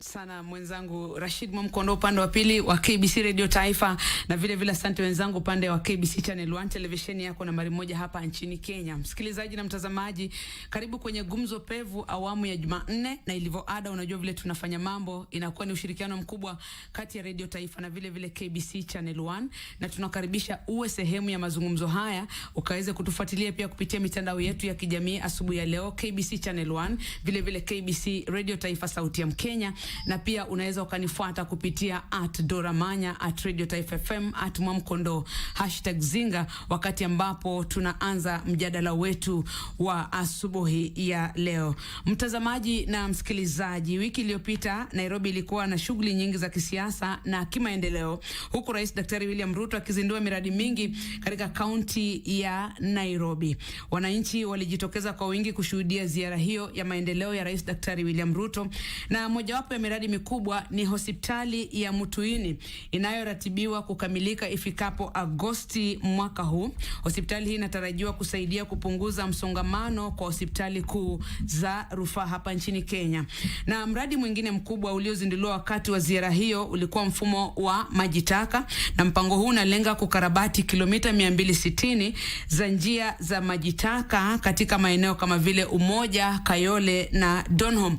Lakini kabla ya ziara ya rais katika jiji la Nairobi, rais aliweza kuzuru maeneo mbalimbali hapa nchini kama vile eneo la magharibi mwa Kenya, pwani na hata kaskazini mashariki kwa ziara zake za maendeleo. Na mtazamaji, katika ziara hizi rais amekuwa akishirikiana na wafuasi na viongozi wa mrengo unaoongozwa na aliyekuwa waziri mkuu Raila Odinga baada ya kukosa pia kupata nafasi ya wenyekiti wa AUC. Rais William Ruto na Raila Odinga wameonekana kufanya siasa zinazolingana ama kuzungumza kwa lugha moja. Mtazamaji na msikilizaji, viongozi hao wawili tayari wametia sahihi mkataba wa kuwa serikali ama kufanya kazi kwa pamoja, ile tunaita cooperation deal. Kuna viongozi wa ODM kwa mfano ambao tayari ni mawaziri. Je, muungano huu wa kisiasa utaendelea kuleta maendeleo katika njia mbalimbali hapa nchini? na hii leo tunao wageni wawili studioni kutusaidia kuchanganua swala hili la serikali jumuishi na maendeleo hapa nchini Kenya. Kwa hivyo nakukaribisha ukaandamane pamoja nasi. Tayari ambaye amewasili ni aliyekuwa katibu mkuu wa chama cha walimu nchini NAT, Bwana Wilson Sosion, na vile vile aliwahi kuwa pia mbunge mteule. Karibu sana Bwana Sosion katika studio zetu. Asante sana. Na vile vile tunamtaraji mbunge Makali Mulu ambaye pia ni mbunge kutoka eneo bunge la Kitui Central. Katika muda usiokuwa mrefu pia tunatarajia kwamba atafika katika studio zetu, lakini tutaweza kuendelea. Mimi naitwa Dora Manya. Bwana Sosion, karibu na asante kuweza kufika kwa muda ambao unafaa. Asante sana Dora, na asante sana wasikilizaji wote popote mlipo katika Jamhuri, pia na watazamaji wa Channel 1 KBC. Siku zote na kujua kisha kunywa kahawa mambo yako sawa. Tunaweza fanya show sasa. Sasa niko imara, niko tayari. Shukrani sana. Tuanze safari. Yes. Karibu. Na tuanze mara moja kuhusiana na ziara za Rais Daktari William Ruto ambazo zimekuwa maeneo mbalimbali za hapa nchini, lakini hivi punde ni ziara ambayo imekamilika juma lililopita ama weekend iliyopita katika kaunti ya Nairobi. Ziara ambayo ametaja kuwa ya maendeleo. Tumeona miradi mbalimbali ikizinduliwa. Unaweza kusema vipi kuhusiana na ziara hizi? Ni za kimaendeleo na kazi ama ni ziara za kisiasa? Ziara za rais katika sehemu tofauti za Jamhuri ni iko ndani ya mipangilio ya manifesto ya Kenya Kwanza administration. Mnajua kwanza, kwa mara ya kwanza katika siasa za Kenya, manifesto ya Kenya Kwanza ambayo inaitwa The Plan haikuandikwa kwa boardroom. Rais mwenyewe aliongoza mgongamano katika kaunti zetu 47 katika Jamhuri ya Kenya, na hakusimama hapo. Rais mwenyewe aliweka sahihi economic charters ya all the 47 counties, na hiyo economic charters inaonyesha mipangilio ya kiuchumi, kimaendeleo na mambo mengi ya kila kaunti. Na rais baada ya kuapishwa kuwa rais wa Jamhuri ya Kenya, inambidi ahakikishe kwamba yale charters imekuwa implemented, na Kenya Kwanza administration manifesto pia imekuwa implemented. Mnajua kuna 5 major pillars katika manifesto ya Kenya Kwanza. Pila ya kilimo, pila ya micro small medium enterprise, biashara ndogo ndogo, ndio unaona market sasa zinachengwa, mahali nzuri ya kufanya biashara, economic zones katika kila county. Pila ya ICT infrastructure, sababu biashara ama kazi zote ambazo zinaweza fanyika katika space ya uchumi yetu inaendeshwa katika njia za mitandao, na hiyo ndio investment program kubwa katika pila ya tatu. Na pila ya 4 ni ile ya housing, na katika sehemu zote za Jamhuri kuna mipangilio, kuna projects za housing ambazo zinaendelea. Na pila ya 5 ni ile ya universal health coverage.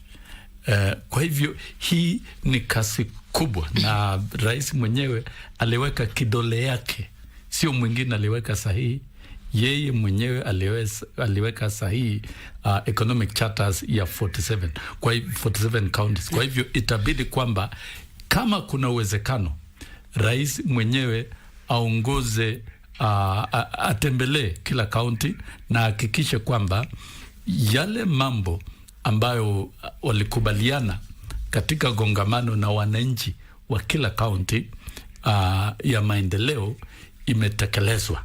Hawezi kukaa State House na kutarajia kwamba mambo itafanyika. Unajua, katika ile inaitwa modern political organizing, na katika demokrasia yetu where the people have the power, if the people have the power, then meet the people where they are, na mupange, mshughulikie, wananchi waone yale mambo inayashughulikia. Kwa mfano Nairobi, rais mwenyewe alitenga siku 5 fululizo ya kutembelea constituencies by constituencies. Na tumeona pia katika kaunti zingine ambazo alitembelea pia na kushughulikia yale mipangilio ya maendeleo ya mji wa Nairobi.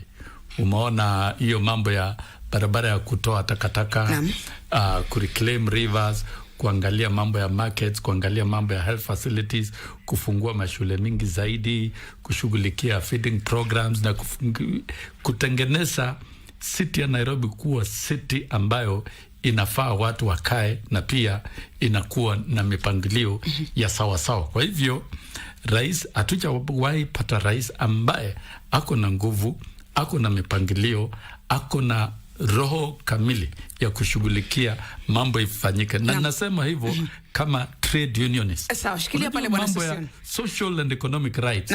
Lazima tuwe na kiongozi ya kushughulikia hayo mahitaji kikamilifu, na hawe na wakati ya kutembelea wananchi na kugongamana pia na kuongea na wananchi. Kwa hivyo mimi nionavyo kama mtetezi ya haki ya wengi ya wafanyikazi ama social justice advocate, yale mambo rais anafanya ni kushughulikia haki ya watu na kutekeleza yale ambayo aliahidi kwa kuenda kwa wananchi wengi. Lakini pia utakubaliana nami katika hizi ziara, miradi mbalimbali ndio imezinduliwa, lakini pia siasa zimepigwa, mwaka 2027 ikiwa inatajwa. Na basi wapo wadadisi ambao wamekuwa kusema kwa nini rais awe katika ziara kila mahali akipiga siasa badala labda kuwa katika ikulu akifanyia Wakenya kazi? Ni wapi rais anafaa kufanya kazi? Wale wanaweka fitina kusema rais afai kutembea, anafaa kubaki State House. Tumeona ni hao wazembe wale pia wanaongea mambo ya 2027, akili zao ziko 2027, na hawezi kutembea popote katika jamhuri. Tunaona tu kwa press conferences, ama Jumapili unaona wametokelezea kwa kanisa, na hao ni wazembe. Na rais ako na uhuru sababu yeye ameabishwa kama rais wa Jamhuri ya Kenya na alichaguliwa na akapewa kazi ya kufanya. Hatuna rais wawili katika jamhuri, tuko na rais moja na ako na muda ya miaka 5 ya kufanya kazi. Ikiwa anatembea na kufanya kazi na wananchi, na hiyo kazi anafanya kila mahali katika jamhuri, na rais mwenyewe amesema tunataka kuunganisha nchi, kuleta wote, na ametengeneza mambo ya broad based government na kuleta hata wale walikuwa upinzani, na ametia sahihi mkataba na rais na Raila Odinga, na hiyo framework ni kwamba imeleta political stability ile inaweza kuruhusu kazi ifanyike. Ikiwa kazi ya rais itapendeza wananchi wa Kenya na matunda yataonekana, na matunda tayari ishaonekana, bila shaka Wakenya watampatia nafasi yake ya pili na ya mwisho. Na ikiwa Wakenya watampatia nafasi yake ya pili na ya mwisho, isikuwe ugonjwa kwa wale ambao ni wazembe.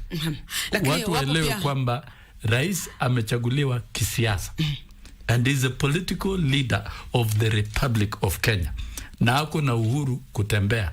Hao wengine pia wako na uhuru kutembea, kuna mtu amezuiliwa. Bwana Session, rais ana haki ya kutembea mahali popote katika taifa la Kenya, ndio. Na pia rais ana baraza la mawaziri, kila waziri pia anajua wizara na kazi ambayo anafaa kutekeleza. Wakati mwingine labda mwananchi atauliza, mbona isiwe kwamba miradi mingine hii waziri asitumwe kuitekeleza, rais lazima pale mwenyewe ndo kazi ifanyike? Ikiwa rais mwenyewe ndio overall director ya development programs ya nchi, yeye ndio overall director ya development programs ya nchi, yeye sio clerical officer katika maofisi za serikali, yeye sio PS ya kushughulikia mambo ya programs katika wizara ya serikali. Kwa hivyo ako na jukumu ya kusupervise na kuhakikisha kwamba yale mipangilio na watu wake katika serikali wanafanya kazi, kuanzia waziri, makatibu na wale wote wanafanya kazi. Kwa mfano, akitembelea shule na kuzindua mradi ya mijengo ya madarasa, tumeona kazi nzuri ambayo imefanyika. hiyo akiwa huko kutakuwa na waziri wa elimu, kutakuwa na katibu wa elimu, kutakuwa na hao wote waki-account yale vile mambo yote yamefanyika, sababu lazima tuwe njuwazi ya uwajibikaji kikasi. We are a democratic country and we must be accountable to the people of Kenya. Kwa hivyo rais anasaidia wananchi wa Kenya kuhakikisha kwamba wale ambao wamepewa jukumu kuendesha kazi ya serikali are accountable. Na ile kazi imepangiliwa kufanya inafanyika. Kwa hivyo mahali rais amepitia akifanya safari, akishazindua, akishatembelea project yote. Kwa hivyo hiyo ndio njia yeye mwenyewe anafanya ile inaitwa supervision ya program na kupangilia uongozi na wananchi na kuunganisha wananchi na wafanyikazi wa serikali wale wanatekeleza hiyo miradi. Ndio basi wananchi wenyewe wakuwe na nguvu zaidi ya kushughulikia pia na wawe na maoni katika mambo ya maendeleo. Hatuwezi fanya maendeleo kwa njia ya kisiri ndani ya maofisi ya serikali. Lazima tulete wazi kwa umma, na katika katiba kipengele 10 ya values of principles of governance and national values ni kwamba lazima kuwe na public participation. Public participation ni forums rais mwenyewe anatembea akiongea na wananchi na akiangalia na kusindua miradi. Kwa hivyo namshikilia pale tu rais ndio huyu ndio rais wa kwanza ya kuhakikisha kwamba tunaleta mambo ya maendeleo, mipangilio ya serikali karibu na mwananchi na kuelimisha wananchi pia. Naam, asante Bwana Sosiona. Mtazamaji na msikilizaji, Bwana Sosiona akisha kunywa kahawa nyeusi anaweza akazungumza na akazungumza sana. Na inakubalika. Tayari umeshataja masuala ya beta agenda, bottom up transformation agenda ambayo ni pila kubwa sana ya serikali ya Kenya Kwanza. Na kumbuka pia tunazungumzia miaka 2.5 tangu serikali ya Kenya Kwanza kuchukua hatamu za uongozi, na tumetaja masuala ya kidijitali, masuala ya nyumba, afya ambayo tayari changamoto bado zipo 2-3, na mambo mengine ya biashara ndogo ndogo na hata kilimo. Kwa tathmini yako Bwana Sosion, miaka 2.5 ya utendakazi wa serikali ya Kenya Kwanza, unapatia alama ngapi out of 10? Nampatia rais, na ujue mimi ni mwalimu na pia mimi ni mpiganiaji haki. Sijawahi ona katika siasa ya Kiafrika bottom up economic model ambayo inashughulikia kuzawazisha society yetu kuwa na ile economic equity kama hii rais mwenyewe alitenga. Kwa hivyo naweza kumpatia rais wa nchi na Kenya Kwanza administration 8 out of 10 mimi kama mwalimu. Sababu hizi pillars kuhakikisha kwamba imetekelezwa sio kazi rahisi. Kwanza tuende kilimo, kuteremusha bei ya fertilizers kutoka shilingi 7,000 chini mpaka 2,500, na pia kuweka mipangilio yote vizuri ya kilimo kuhakikisha kwamba kuna uzalishaji ya kutosha ya chakula. Sio kazi rahisi, haiwezi fanyika katika serikali zote katika Kiafrika. Mpaka kwa sasa tuko na miwa ya kutosha na tunaweza kujitosheleza kwa mambo ya sukari, na tuliona kwamba wakati wa Moi tuliweza kuagiza sukari kutoka nje, wakati wa Kibaki tuliagiza sukari kutoka nje, wakati wa Uhuru Kenyatta tuliagiza sukari kutoka nje. But in 2.5 years ndani ya serikali ya William Ruto tuko na sukari ya kutosha, na pia leseni ya kuagiza sukari kutoka nje hiyo imeondolewa.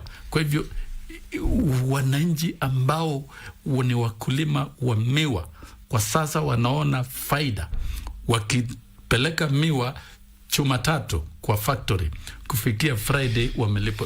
Mimi kama kiongozi wa wafanyikazi nikiona hayo maendeleo hayo achievements within 2 years, kama tunaweza kuachieve within 2 years, inamaanisha kwamba mengi yanaweza kufanyika, na bila shaka, bila kuangalia mirengo ya siasa, na tuangalie maslahi ya nchi.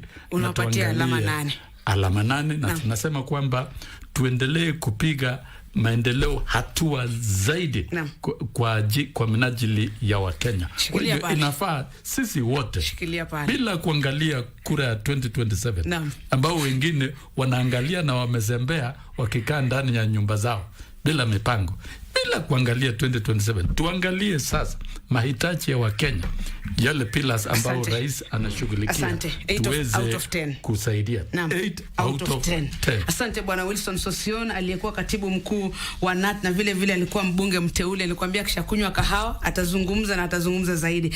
Mgeni wetu wa pili ameshawasili katika studio zetu, mbunge wa Kitui ya Kati, kupenda Kitui Central, Mheshimiwa Daktari Makali Mulu. Karibu katika studio zetu.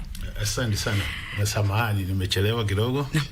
Lakini nashukuru Mwenyezi Mungu ya kwamba nimefika. Asante. Na asante kwa kuleta hii rafiki yangu mwenye nasikia akidanganya wa Kenya. Naam. Mbona unasema anadanganya wa Kenya? Nilikuwa nimemuuliza tu swali kwamba tuliza Bwana Sosio. Tumekuwa na yeye anajua yeye ndio muongo. Haya basi tutajua nani msema kweli. Kwa sababu anacheza kadi zingine. Haya, mpe nafasi basi azungumze. Karibu Bwana Mulu katika studio zetu. Umepata tukizungumzia tu kwa ufupi zaidi miaka 2.5 ya serikali ya Kenya Kwanza. Out of 10 utaipatia serikali hii alama ngapi mheshimiwa? Wacha kwanza niseme serikali inakuanga na miaka 5 ya kufanya kazi. Na kwa wale sisi mimi si mwalimu. Mimi ni mtaalamu wa mambo ya development. Na kwa kimombo tunasemanga monitoring and evaluation specialist. Najua huyo ni mwalimu. Kwa hivyo anapopeana 8 sijui ameitoa wapi. Wacha sasa mimi nikueleze vile nitawapea. Kuna kitu amesahau, angesema labda akiongeza ataenda 9 over 10. Mambo ya uajiri wa walimu wamefanya vizuri, lakini mimi nitawapea 3 out of 10.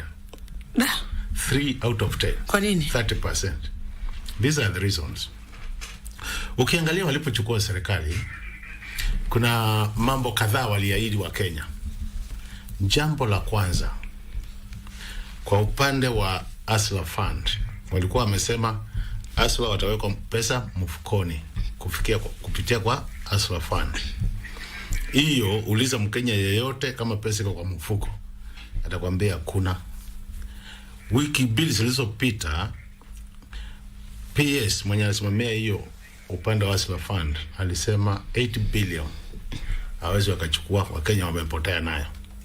Jambo la pili, walisema watakopa, watamaliza mambo ya public debt. Wamekopa ama hawajakopa? Wamekopa kuliko hata the first government. Ukikombea ile miaka 2 wamekaa kwa serikali, wamekopa pesa nyingi kuliko ile ilikopwa na Moi, Uhuru, Kibaki. If you do proportionately. Walisema watatengeneza elimu yetu, mambo ya masomo. Saa hii CBC iko kwa shimo, masomo ya university iko kwa shimo. Kwa hivyo hata upande huo hakuna kitu wamefanya.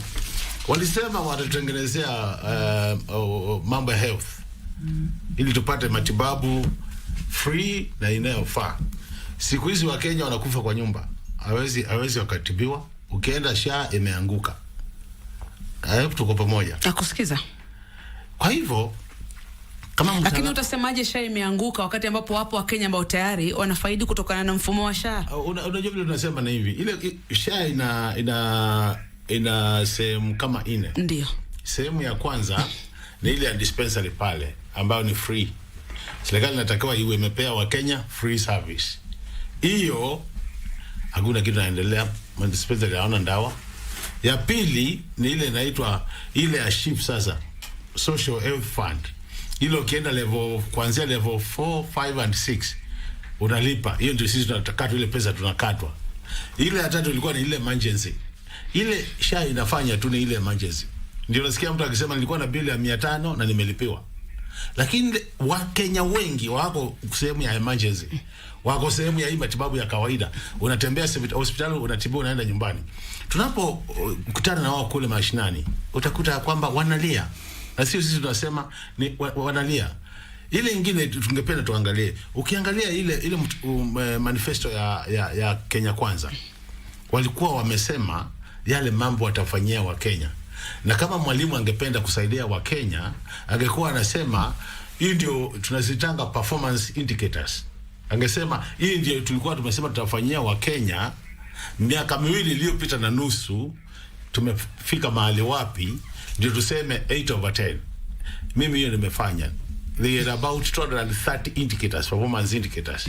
Ukianza kutik ile amesema hata ifiki 5. Kwa hivyo hata hiyo 30% I'm very very generous. Kama vile mtoto anaanguka mtihani, unasema ili ni encourage mtoto aendelee vizuri, wacha nimuongezee kidogo aone amefanya vizuri. Nataka nichukue tu kidogo kutoka kwako kabla nilete bwana Susioni, na ukasema kwamba mambo mengi yaendi vizuri. Unatumia mfano wa Shako. Mfano, wewe ni mbunge, mojawazo ya kazi ya mbunge ni kumwakilisha yule ambaye mtu ambaye anatoka katika eneo bunge lake kama mwananchi, pamoja na kutunga sheria na labda kujaribu kutafuta msaada ama tunaweza kusema labda mawaidha mbadala, hata kama ni kwa rais, kuona kwamba kama kitu akifanyi kazi vizuri, basi mnaweza kusaidia kuhakikisha kwamba kinafanya vizuri ili kuwafaidi wananchi. Labda wewe kama mbunge, kipi ambacho unaweza kusema ama pamoja na wabunge wenzako mmefanya, labda kuzungumza na serikali kusema hapa kuna matatizo, lakini tunaona 1, 2, 3 ili wananchi ambao tunawakilisha wakaweze kufaidi? Tumefanya mambo kadhaa. Kwanza tumetunga sheria.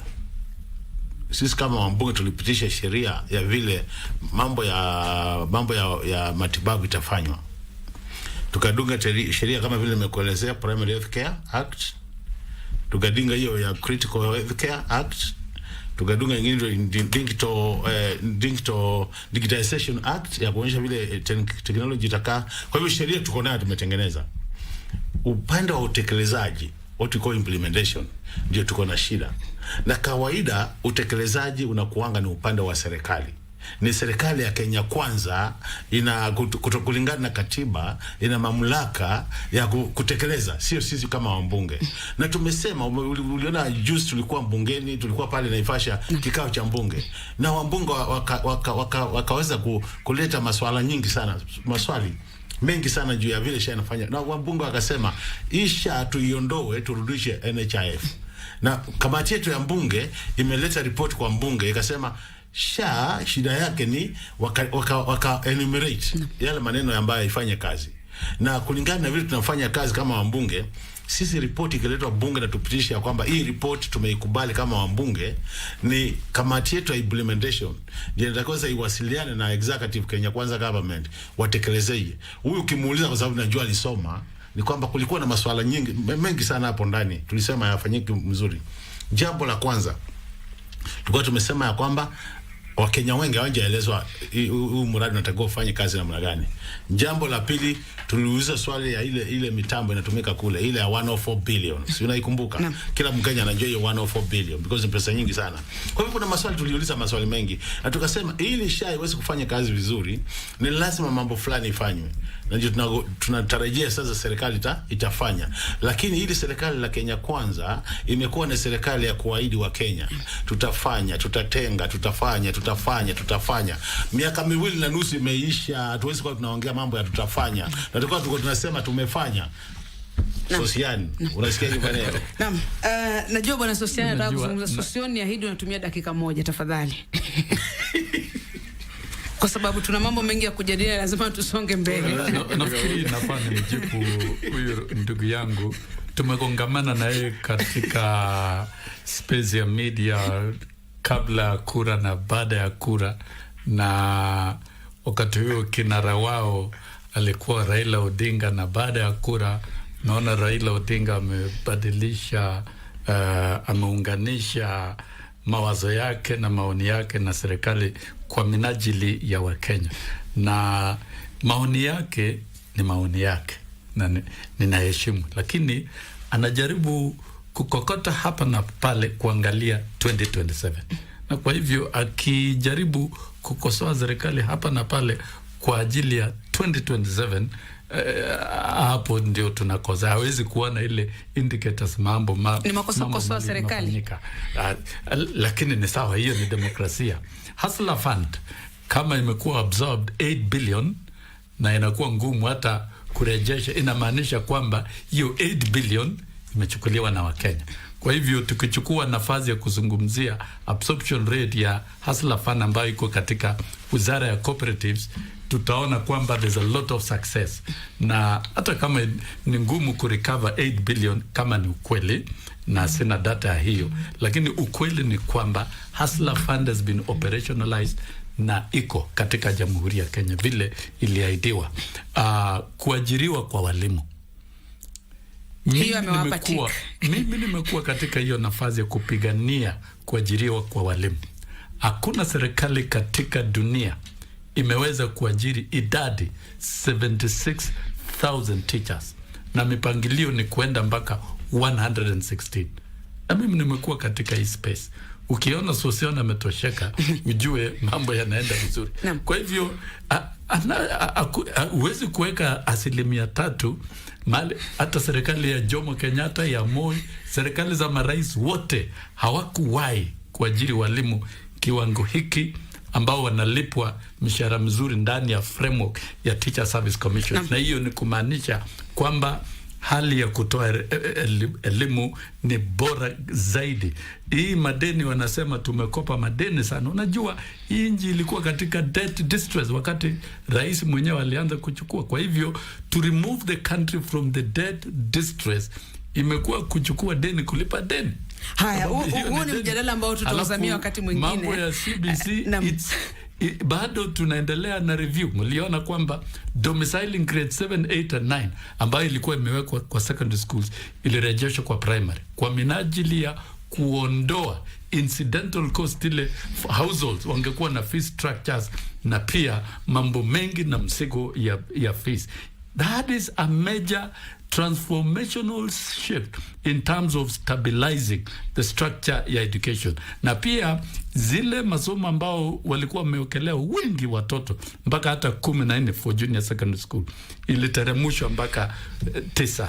Kwa hivyo review ya CBC to make it work ni kazi ambayo inaendelea. Na hii ya UHC watu wasitie siasa. Hii sheria ya PHC, primary healthcare, SHIF na emergency, ile mambo tu inahitajika ni extensive civic education na leadership at the grassroots level, sababu universal health coverage haiwezi kuahirishwa. Kibaki alijaribu akashindwa, Uhuru akajaribu akashindwa. Hatuwezi kutapatapa saa hii bila kuhakikisha kwamba Wakenya wameweza kutipiwa kulingana na hizi sheria zote zimetungwa. Tungependa asante shikilia pale bwana Mheshimiwa hapa. Naam, umemjibu. Angesifu rais kwa kuhakikisha kwamba for the first time emergency and critical illnesses are even covered, including wale wako na dialysis, wagonjwa ambao wako na diabetes, wako na wanafanyiwa dialysis bila kulipwa, mambo ya hata intensive care nursing inapanda from 4,000 this month kufika 28,000. Ini work in progress. Kuna challenges na tunafaa kugongamana na katika bunge. Bwana Sosiona, habari imefika. Yeye mwenyewe apeleke hoja kwa bunge, alafu washughulikie yale gaps ambayo yako. Atuseme kwamba kila kitu ambayo inafanyika ni 100%. Kuna gaps. Lazima tuzungumzie hayo gaps na tuhakikishe kwamba kazi yote ya serikali ambayo imepangiliwa imeimarishwa kwa minajili ya wake. Sawa Bwana Sosion, leo unajaribu kuniweza kidogo kwa sababu ya muda, lakini asante, tusonge mbele. Na nafikiri alisema bwana ama mheshimiwa alisema hapo awali kuhusiana na masuala ya emergency, hapo alitaja akasema hiyo inafanya kazi vizuri sana, na pia kapeana haki hapo kwa masuala ya walimu. Waswahili wanasema mgala muwe na umpatie haki. Hapo aliwapatia haki. Huyo angekuwa mwalimu mbaya anapatia alama ndogo mwanafunzi.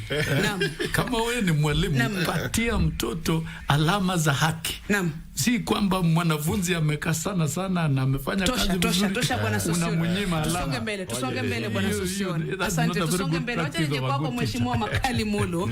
Na sasa tunazungumzia kile ambacho mwananchi anataka ni maendeleo katika haya mambo yote. Na sasa tunaweza kuzungumzia masuala ya serikali jumuishi ipo, na hata juzi basi utendakazi mpya umetiwa sahihi kati ya Rais Daktari William Ruto na kinara wa Azimio ama ODM Raila Odinga. Na kabla nikuulize swali langu, katika baada ya Raila kupoteza kiti cha wenyekiti wa AUC, nitakunukuu katika chombo kimoja cha habari ambapo alisema kwamba Raila anahitajika katika serikali. Kwa Kiingereza you said Raila needs to be in government, he needs to sit in the executive and allow Kenyans to benefit from his many years of experience. Mimi kama nimekunukuu vizuri? Na hiyo si yangu hiyo. Hiyo sio yako. Mimi nilisema aende nyumbani. Nilisema aende nyumbani. Wakati wake umeisha. Wakati wake umeisha.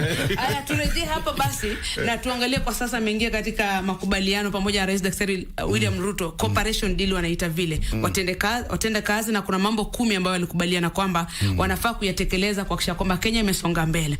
Msimamo wako ni upe kuhusiana na Raila kufanya kazi na Rais Daktari William Ruto? Mimi sina shida na Raila kufanya kazi na Mheshimiwa Ruto kwa sababu hiyo ni demokrasia. Yeye kama mwananchi wa nchi ya Kenya na kiongozi ana uhuru wa kuchagua atafanya kazi na nani.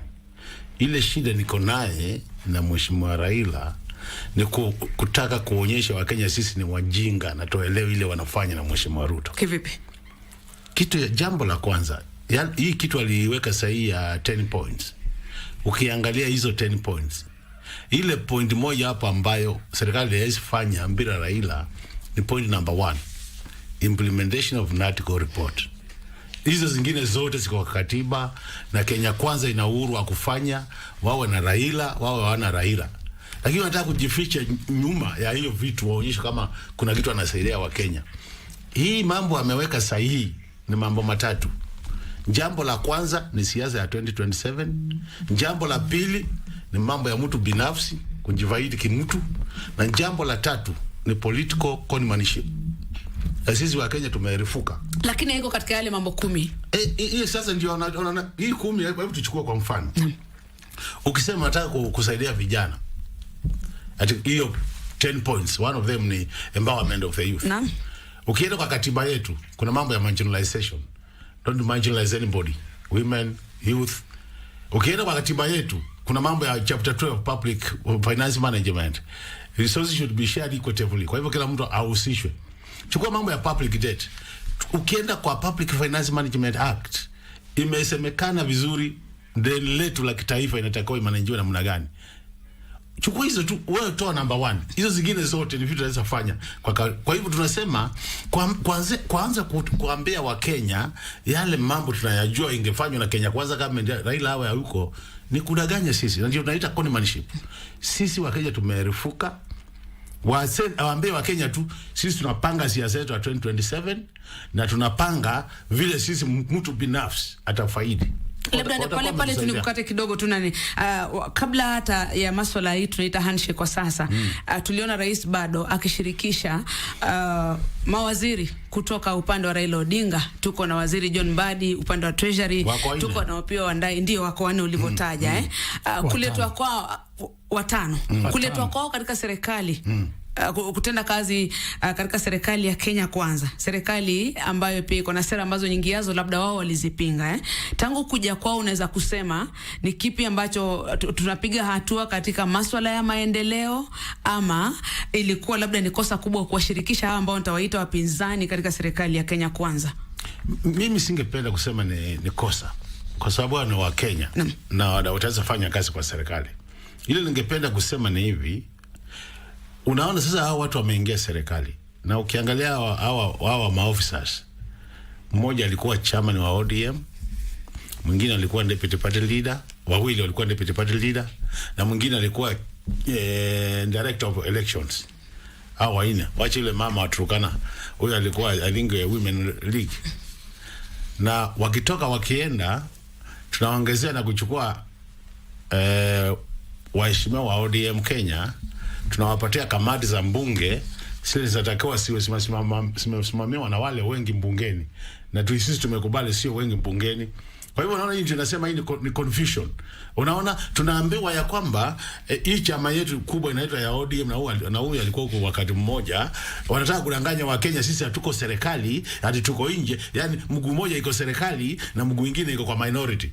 Wewe angalia hii confusion. That's what I'm saying. Hii mimi kama Mkenya na mtu mwenye nimeenda shule, nafikiria si mjinga niweze kupelekwa hiyo level ya kwamba unataka kutuambia wewe uko ndani ya serikali na watu wako wako huko, na unataka kutuambia ni wewe utakuwa macho ya mwananchi kwa serikali. Unaona? Kwa hivyo Kenyans have a reason to be very worried. Kenyans, because hii watu wamechukua, yani unataka Public Accounts Committee ile inachunguza mahesabu ya serikali imepewa mwana ODM. Treasury, yani ile hazina kuu ya serikali iko na mwana ODM. Wanakutana kwa kikao, mmoja anaambia mwingine wewe umekosa, na mwingine anasema msinja kosa, na jioni wanaenda kunywa chai pamoja wakiongea mambo ya ODM. Wajinga waliisha Kenya. Na bwana mheshimiwa Makali Mulu, unapozungumza hivyo, kabla nilete bwana Sosion, na umetaja mambo mengi tu, umesema uweze kukosoa kwamba hao mawaziri waletwa katika serikali na upande wa Raila Odinga, iweje kwamba una tatizo labda na wao kuwepo pale ndani, mbona una tatizo na Raila kufanya kazi basi na rais? Ile mimi simekwambia sina tatizo na Raila kufanya kazi na Raila. Nimesema ile tatizo niko nayo na Raila kufanya kazi na Ruto. Sisi tumempea blessings afanye kazi na Ruto. Lakini basi asiseme yeye ndiye anafanya kazi na Ruto na hayuko kwa chama yake, hayuko kwa serikali. Hiyo ndio tunasema. Akubali ameingia kwa serikali na chama yake imeingia kwa serikali, aachie wale wengine, aachie Wiper, aachie Jubilee, aachie DF Kenya wafanye kazi ya minority. Sisi ndio macho ya wananchi sasa kwa serikali. Huwezi kuwa uko ndani na uko nje. You are either in or you are out. Kwa hivyo mnataka tu atangaze msimamo kwamba wako kwa serikali. Hiyo hatuna shida nayo. Tunawangojea 2027. Wiper mmesema ninyi hamuingii. Sisi tulikataa kitambo. Kwa nini? Tutaingia serikali inaanguka namna gani? Serikali isaidii wa Kenya. Utaingia namna gani wewe? Acha nimlete bwana Sosion katika hilo. Bwana Sosion, nasemaje katika masuala haya? Namhurumia mheshimiwa hapa sana, sababu anakasana juu ya migogoro ya siasa yao ndani ya Azimio, sababu kinara yao ameamua na chama chake kushirikiana na rais kwa minajili ya Wakenya. Na Raila Odinga sio mtoto kwa siasa. Historia yake ni kubwa. Na hii kushirikiana na rais hajafanya kwa siri. Wakati wa kuzindua ripoti ya NADCO katika KICC, tuliwaona viongozi wa vyama vikuu vyote, akiweko kinara wake. Anafikiri akizungumza hapa, anazungumza kwa niaba ya kinara yake. Kuna yale ambayo hajakubaliana na, kwa hivyo waseme kwa wazi ni nini hawajakubaliana. Na katika KICC rais mwenyewe alisema, nafungua mlango ya serikali yangu ni walete wote ndio waweze kunisaidia kutimiza yale niliyawahidi wa Kenya. Hayo ni maneno ya rais. na Raila Odinga yeye ameweza kugongamana na chama chake, na mliona hiyo agreement is a political agreement. Ilitiwa sahihi kati ya vyama viwili, ODM na UDA, na rais hakuwa anataja tu kuwaleta wale wote wengine kimsaha. Hata Wiper wangetaka pia, nafasi ilikuwa hapo. Kwa hivyo rais kushirikiana na Raila Odinga kuweza kutuliza mambo ya siasa na kuangazia political goodwill ya hao wote ya kuweza kuwasaidia wa Kenya na kuendesha maendeleo ya Kenya ni ya manufaa kwa wa Kenya. Amesema hamuhitaji Raila kutekeleza yale ambayo mliahidi kama serikali. Hapana, Raila si mtoto. Raila ni mzee mkongwe, ni mwanasiasa shupavu katika nchi hii na nje ya nchi, na sio mtu ya kudanganywa, na amesema, ametacha mara mingi, na na Raila sio mgeni kwetu, sio mgeni pia kwa rais. Najua huyu ajui 2007 ni William Ruto mwenyewe alilimleta rais Raila, tukamtembeza Rift Valley ndio tumsaidie kuwa rais. Kwa hivyo kuna ushirikiano ambao ile tunawajua, hata Kalonzo tulimtembeza. Kwa hivyo hao ni viongozi wa Kenya tunawajua, na ikifika wakati viongozi washirikiane ndio tuweze kubadilisha nchi. Kuna makosa gani? Na viongozi wenyewe Raila Odinga na William Ruto wamesema tuachane na maneno ya siasa ya 2027, tuangalie maslahi ya nchi. Hiyo ni statesmanship. Lakini pia katika hii mikutano utasikia siasa za mwaka 2027 zikitajwa. Mambo ya statesmanship ikitajwa, na ikifika mambo ya 2027 pia Raila na William Ruto wako na right kupanga mambo ya 2027. Yes, hiyo haina shida. Lakini kwa sasa mambo ya 2027 haipo kwa meza. Yale mambo ni ya kubadilisha Kenya na kuhakikisha kwamba uchumi nafanya haki ipo kwa Wakenya wote, na yale rais aliahidi katika manifesto, katika hiyo better inakuwa implemented for the good of Kenyans. Na Makale na marafiki zake wako na uhuru kukaa kando kama hawataki kuingia kwa broad-based na kukosoa serikali, na pia wako na uhuru kujipanga for 2027, sababu 2027 itafika na siasa ya 2027 itapigwa hiyo wakati ikifika. Lakini kwa sasa mimi najua rais ako na ari na moyo na roho ya kuhakikisha kwamba yale amewaahidi wa Kenya imetekelezwa, na Raila Odinga amesema watasaidiana pamoja, na tunaendelea kuhakikisha kwamba manifesto ile ipo mbele ya wananchi wa Kenya inatekelezwa katika viwango vyote. Naomba usiongeza kwa sababu ya muda. Mheshimiwa Makali Mulu, kwa dakika moja tu kabla tusikie mwananchi anasemaje. Ulisema kwamba point moja tu ndo rais anahitaji Raila ili kutekeleza zile agenda ama kutekeleza agenda zingine, na hiyo ni point ya NADCO report ambayo ni point ile ya kwanza. Na katika ile NADCO report kuna afisi ya waziri mkuu kubuniwa na manaibu, lakini pia kuna official opposition leader. Ilivyo kwa sasa ni nafasi ambayo haiko kwa katiba. Na umesema hapo mwanzoni kwamba ingelikuwa vizuri Raila atangaza kwamba yuko kwa serikali, itakuwa sawa. Mahali ambapo unaketi kama mjumbe, ipo haja ya kuwa na afisi rasmi ya kiongozi wa upinzani katika taifa la Kenya. Unajua ile ilikuwa ikifanyika ni kwamba tunapomaliza uchaguzi, kawaida yule anaingia kwa serikali, anaunda serikali yake, wale wengine wote wamepoteza, wanakaa nje. Nafikiria wakati tulipokuwa tukizungumza after the demonstrations, ilionekana ingekuwa vizuri kama hata wale wamepoteza wangekuwa na njia ya kuangalia serikali wakiwa na maofisi ya serikali, na ndio NADCO report ikaingia. Kwa hivyo mimi kama tungekuwa na hiyo NADCO report vile naona hii maneno ya mheshimiwa Raila kuingia serikali mlango ya nyuma kila wakati, na inafanya na kama mbaya sana demokrasia yetu. Unajua kwa nini? Mkienda uchaguzi, kama mmepoteza uchaguzi, kazi yenu ni kukaa kwa minority ndio muangalie serikali inafanya kazi namna gani, sio kuingia kwa serikali. Na sisi unashangaa anapoongea ati kila mtu aingie kwa serikali. Tutakuwa na demokrasia ina gani? Sisi kama Wakenya tunatakiwa tuhakikishe kwamba demokrasia yetu imekuwa. Sasa unaposema kila mtu aingie serikali, Wakenya wenyewe ndio wataumia, kwa sababu sasa hii imekuwa ni mtindo wa viongozi kujali maslahi yao na kutojali maslahi ya Wanakenya. Kwa hivyo ipo haja kutekeleza NADCO report. NADCO report ya kwamba ndio mtu akiwa opposition apewe taxpayers money, angalie serikali bila kwenda mlango ya nyuma kuanza kupata maboda. Inaitwa aje hapa chopo kidogo na huko nyuma. Shikilia pale. Naomba tuende upande wa pili wa studio, tupokee simu kama 3. Mwenzangu Rashid Mwamkono tutavalie hivi kama anaweza kupata simu chache. Hello Zinga. Na naomba pia mwelekezi wangu tafadhali kama anaweza kupata sauti. Asante. Habari ya asubuhi. Nzuri. Masoka naongea tu Keroka Kisii. Mimi swali langu nauliza wa Tusioni na huyu mtara mwingine. Yenyewe kuhusu Raila kuingia kwa serikali, Raila kwa kifyangu aliingia kwa sababu kwa Kenya. na kukuta pamoja kushirikiana tusaidie Kenya sio vibaya, lakini akiwa yametoka kwa serikali, yani yametoka ODM wako kwa serikali, ODM wawachie wengine. Okay.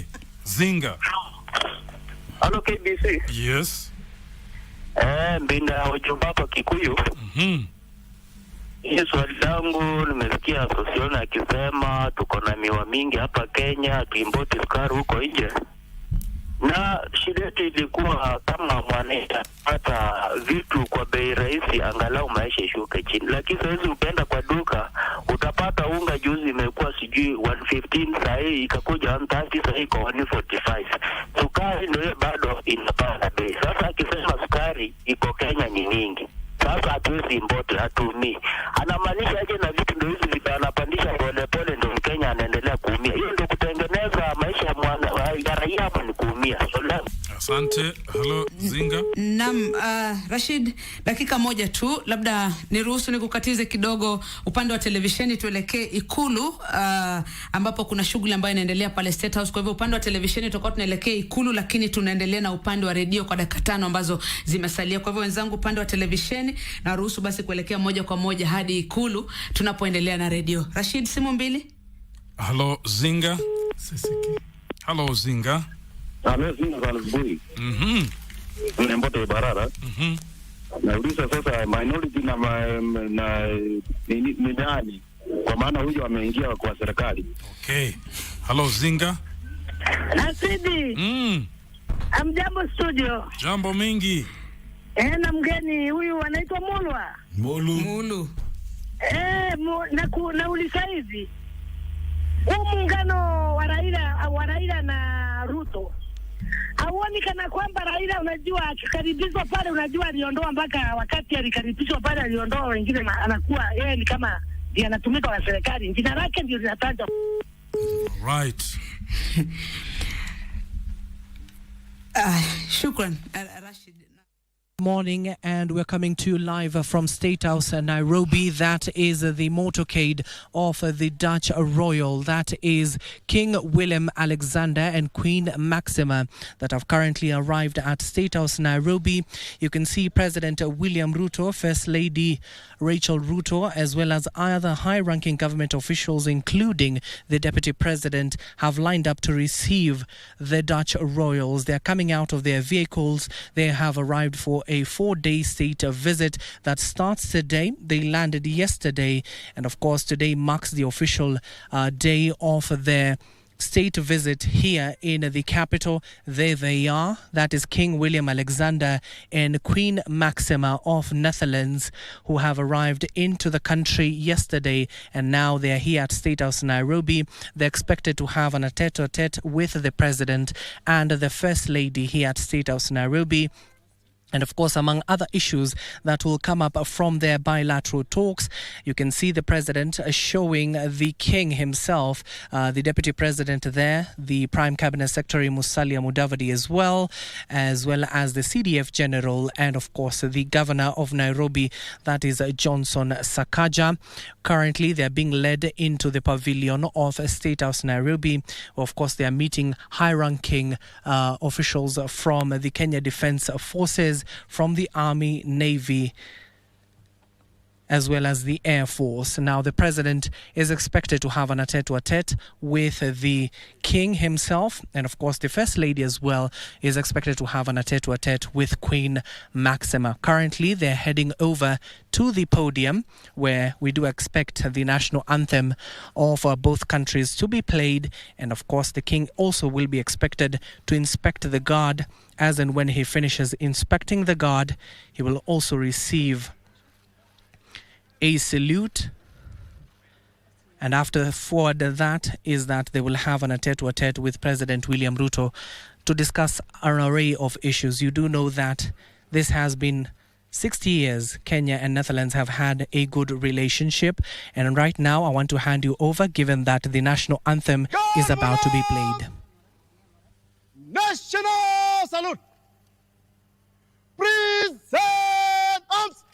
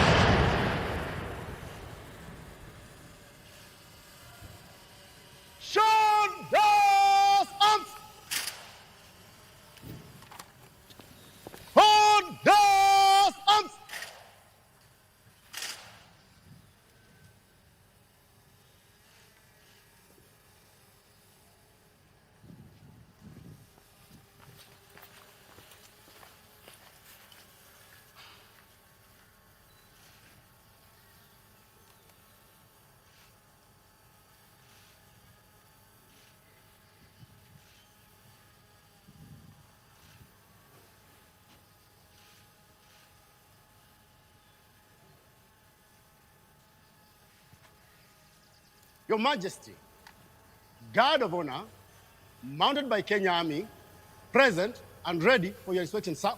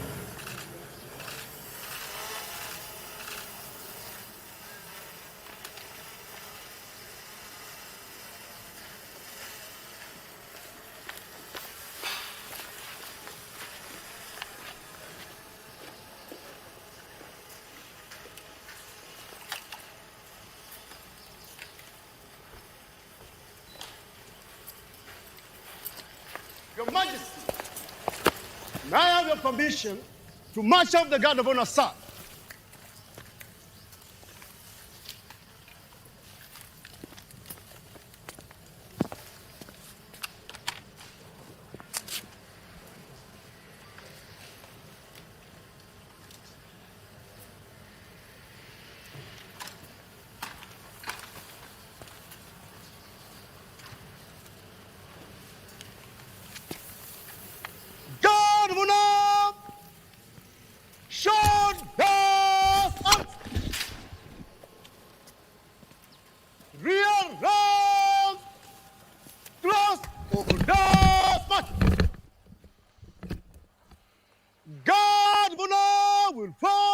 Ranks. 4 3 ranks. Guard of Honor will march off into divisions. Move to the right in race. Right turn.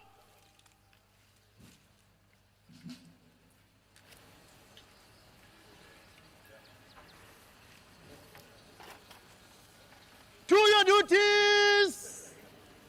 By the left, quick march.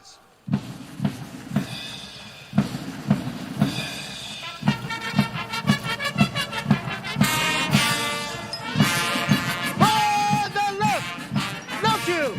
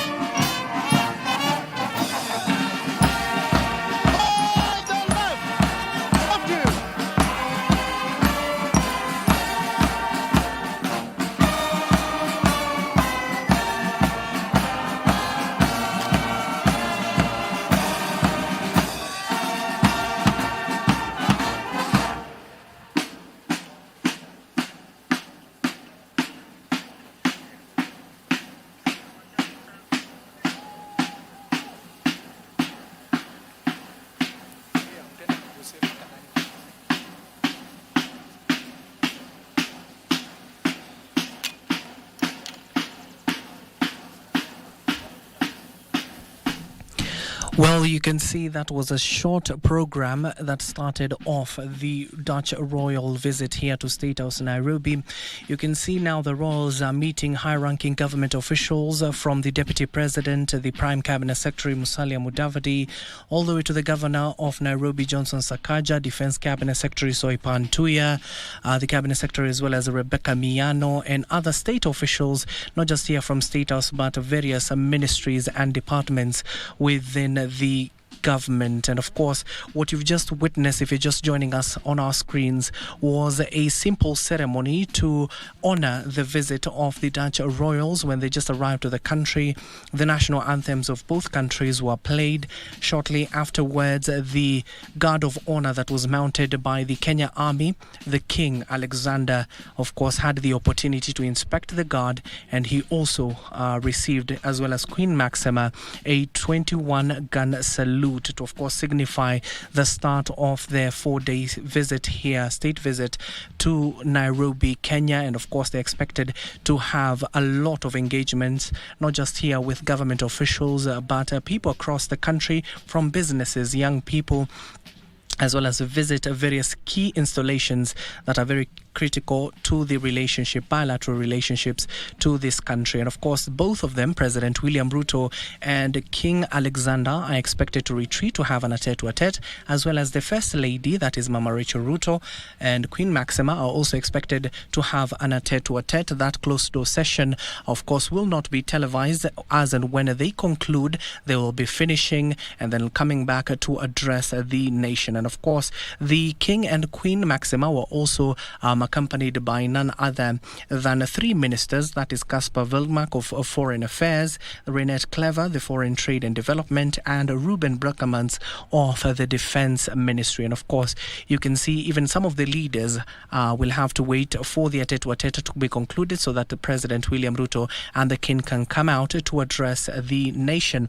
And of course, you do know that Kenya and the Netherlands have had a 6-decade-long relationship from foreign relations, as well as in key areas such as trade, security, climate action, which has been very key for both nations, especially here in the country, where the Nairobi had the opportunity to hold a climate action summit here. If you do remember, back in 2023, which was very pivotal, that came out with the Nairobi Declaration.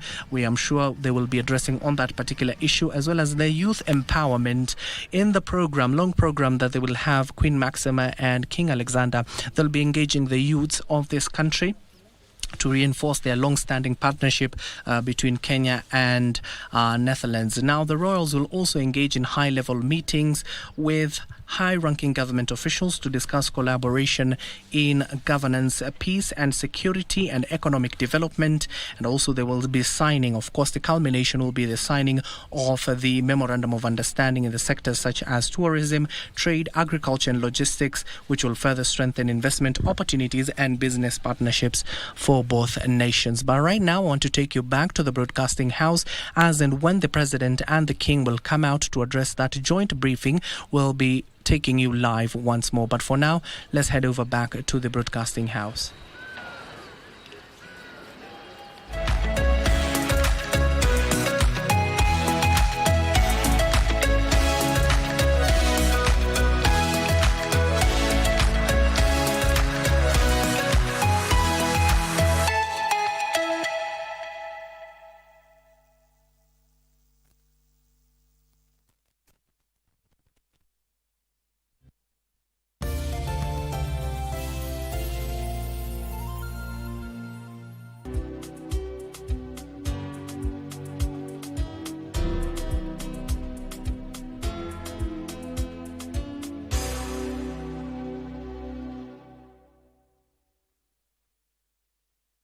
Are you a talented artist? Or are you passionate about a topic you want to discuss?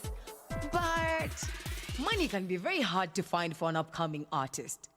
Don't worry, Studio Mashinani has got your back.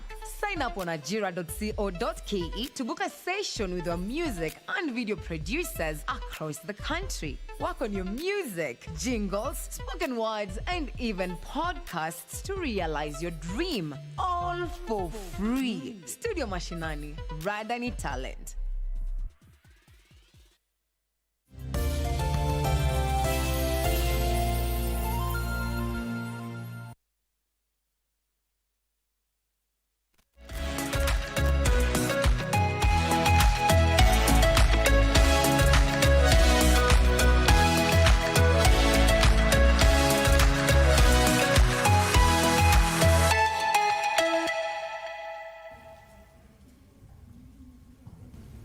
Good Morning Kenya gets to continue. Thank you for staying with us. And now we are into our health segment. Today we'll be getting to understand something that I feel we should get to know about. That is occupational therapy. Yes, our topic is understanding occupational therapy, and joining me in studio is a clinical occupational therapist from the Kenyatta National Hospital. His name is Mickey Baron. Welcome to the program. Thank you very much. Yes, and Mickey is here to help us understand what exactly is occupational therapy, how does it help, and who exactly does it benefit? Welcome to the show, Mickey. It's a pleasure to have you here. Let's start. So what is occupational therapy? Thank you very much for this opportunity. Well, occupational therapy falls under medicine and rehabilitation medicine. When you are talking about rehabilitation medicine, we are talking about, according to the World Health Organization, we are talking about the combination of the medical model, the social model, and the educational vocational model, just to retrain and train individuals with lost functions. So where does occupational therapy comes in? Occupational therapy, we look at the three variables. That is the medical model, the social model, how we engage, how we participate in our social context, and then we are looking at the educational model. We are looking at how do people engage in the occupations, that is schooling or in the educational institutions. So occupational therapy basically is the intervention that focuses on promoting functional independence through occupations. So our main focus, we focus on three areas, or the three variables. We have the compensatory methods. Compensatory methods, these are just strategies and interventions that we do of our patients so that they be able to engage in various activities of life. And then we have assistive technology. As occupational therapists, we are looking at assistive devices like the crutches, wheelchair. We're going to discuss more as we continue, especially on matters splinting. And then we are also we are looking at adaptation, that is the environmental adaptation, to enable somebody who has lost function to at least engage meaningfully in the environment. All right, so that basically is occupational therapy. Yes. Is there a difference between occupational therapy and physical therapy or physiotherapy? Is there a difference between the two, or it's one and the same thing? Good. Thank you very much. This is a question that has really brought a lot of confusion in the medical field. And occupational therapy and physiotherapy are two different cadres. The physical therapists, they are responsible for ambulation and mobility. But occupational therapy, I'll talk more about occupational therapy. As I said, occupational therapies, we use occupations to rehabilitate or to promote functional independence. So what are these occupations? What are these things that we are calling occupations? Occupations are things that you need to do as an individual. If it is education, if it is, having a family, good health, the things that you require to do. For example, if you are a dad, your role as a father is to take care of your family, to provide of your family. So if you have any limitation, any medical or neurological condition that is hindering you from performing this role as a father, then you need an occupational therapist. Yes. Okay. So the difference between physiotherapy or physical therapy and occupational therapy is that physical therapy helps with the mobility, and that's it. But occupational therapy helps with the day-to-day activities that one is supposed to be or should be engaging in the occupation. That's it. So we focus on occupation, and we look at occupation as a means. When you're talking of occupation as a means, these are various interventions that we use to rehabilitate our patients. And occupation as an end is we want you to be able to perform a certain activity. For example, you are a student. By bad luck, you got amputated. your upper limbs were amputated, Yeah. and you would want to go back to, to school, writing, reading. So the occupational therapist, number one, is to deal with your physical abilities. Remember the uniqueness between physio and occupational therapy, is we look at the physical abilities, we rehabilitate your physical abilities, we also rehabilitate your social abilities. So when you're talking about this child or this student who has been amputated, we are looking at school. How will this patient engage in this activity? So we are going to look at now the assistive devices, the assistive technology I was talking about. We fabricate a lot of assistive technology just to help this patient, engage in the activities. For example, writing and, reading and etc. So we are on a list. We use holistic approach. That is the medical bit of it, the physical bit of it, the social bit of it, the cognitive bit of it, how you process information, and your mental well-being. So OT looks at all that. Okay. Yes. So what are some disorders, or let me call them conditions, that occupational therapy actually, helps treat? Well, occupational therapists are involved in the entire lifespan of a human being. And we look at neurological dysfunctions. Neurological dysfunctions, these are basically diseases that affect the nervous system. The nervous system is the backbone of a human being. We have the central nervous system, which is, we have the brain, and we know the brain is like the engine of a human being. It is. Yes, it deals with all the activities that a human being needs to work on. And then we have now the spinal cord that also helps in, sensation, nerve supplies, etc., etc. So if any patient, if you have a medical condition, it can be diabetes, it can be cancer, it can be hydrocephalus, it can be cerebral palsy, any condition that is affecting your nervous system, you will require an occupational therapist. So how does somebody get to arrive to a neurological dysfunction?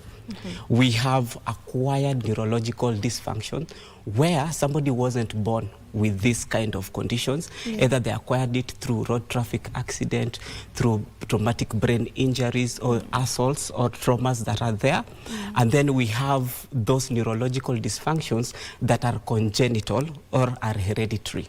So we have people who are born with certain abnormalities or certain conditions. For example, we have cerebral palsy, children who are born with cerebral palsy. Yes. So we see, basically we see everything. When it comes to the neonatal stage, we come in with the early intervention when we are looking at if a mother has given birth, has delivered, and a child perhaps maybe has some abnormalities. For example, the child has been born and the child cannot suck, cannot suckle, cannot breastfeed. And we know the importance of exclusive breastfeeding. So an occupational therapist working in a clinical setup in the inpatient, that is the wards, is stationed in the newborn unit to stimulate the reflexes that enables the child to suck. So if an occupational therapist is not involved in the care of a patient, then it means this child will not be able to breastfeed. It means the child won't be able to get the necessary nutrients that is required for proper brain development and basically brain development. So occupational therapists are critical and they are crucial during the first onset of life till the end. Yes. So we are looking at the newborn cases. If the patient has been discharged, let me say in the pediatric world, children, when we're talking about children now, Yeah. we are looking at various disabilities that come up. So occupational therapists, we play a critical role in the preventive measures. We want to prevent disabilities from occurring. And that's what I was saying, we are critical when it comes to the natal stages. From the onset. From the onset, Yeah. where if we stimulate the reflexes, this child is able to suck.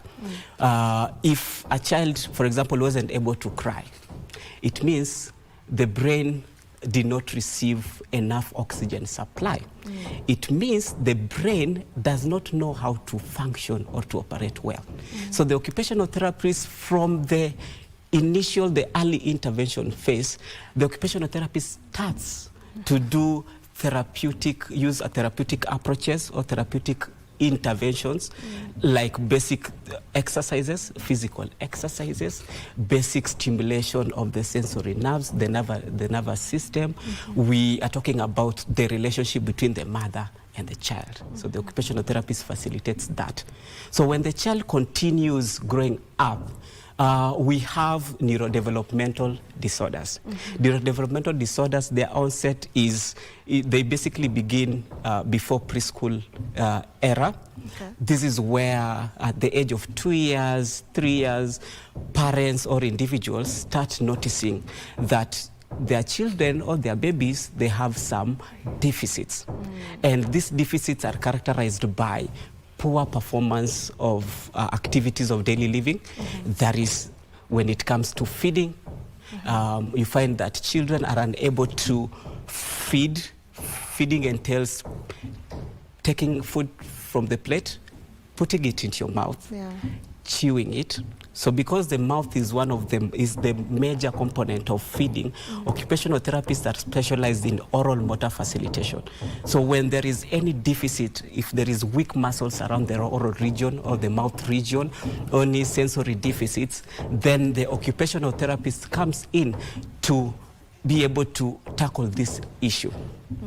Yes, so the occupational therapist deals with the oral motor region, that is it. And then when it comes to academics, you find that most parents, they realize at 2 years, 3 years, they realize that, oh, my child cannot call my name.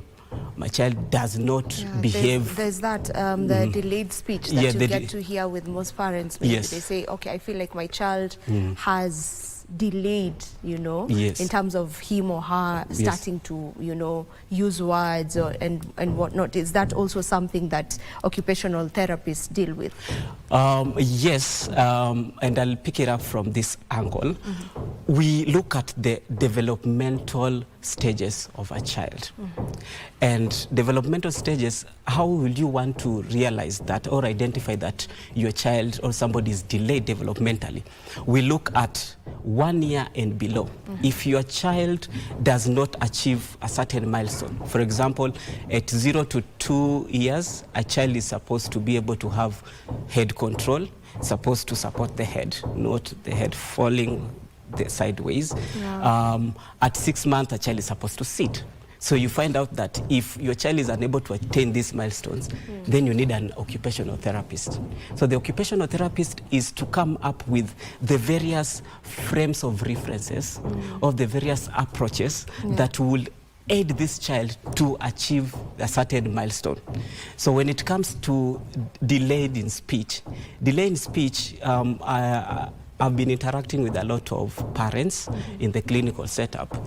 And one of the tricky part is that when a parent sees a child is delayed in speech, they think a child has a condition called autism spectrum disorder. And this is not the case. Speech delay is just a communication disorder and a language disorder. It does not mean if your child is delayed, then they have autism. Yes. So you basically need occupational therapy initial baseline assessment to get to find out your child is delayed in various stages.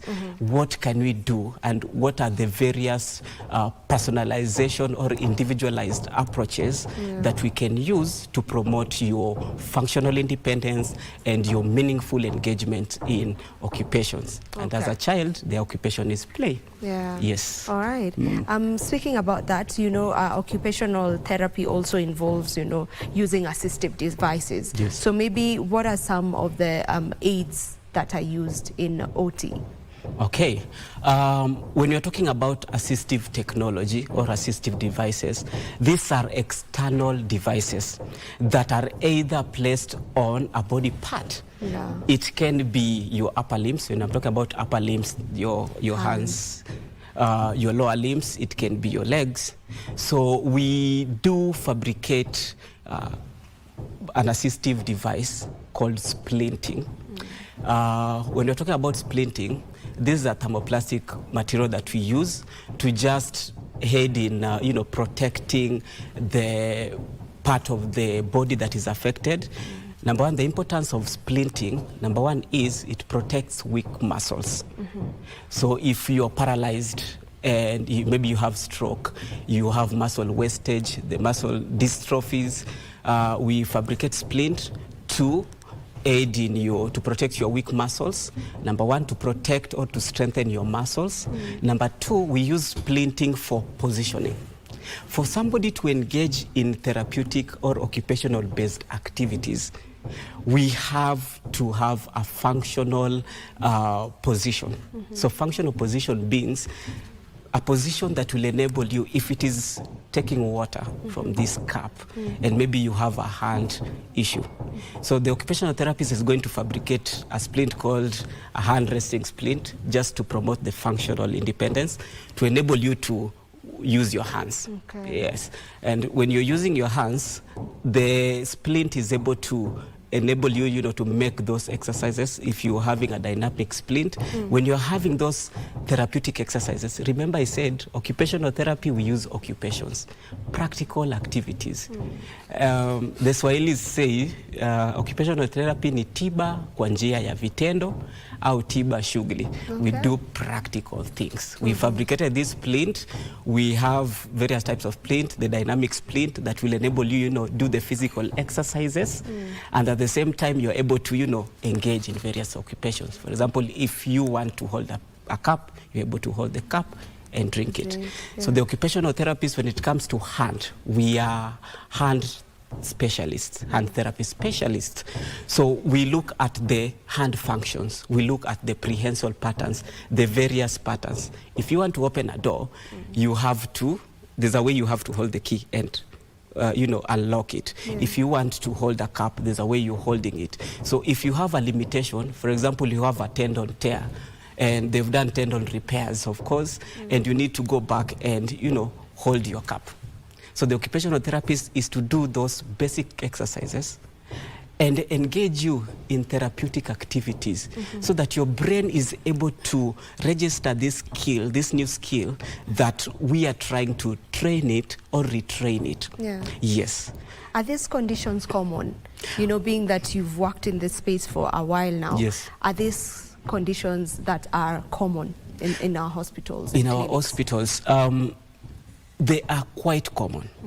The sad thing is that I feel like occupational therapy has not, there's a lot of advocacy that has come up on matters of occupational therapy, but still we've not gotten into, you know, the in-depth of healthcare system.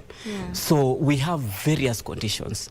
As long as you come to the hospital, in advanced countries like the US, when you come to see a doctor, a general practitioner, the occupational therapist is always there just to look at your functional abilities, your level of functioning. Yes, you have malaria.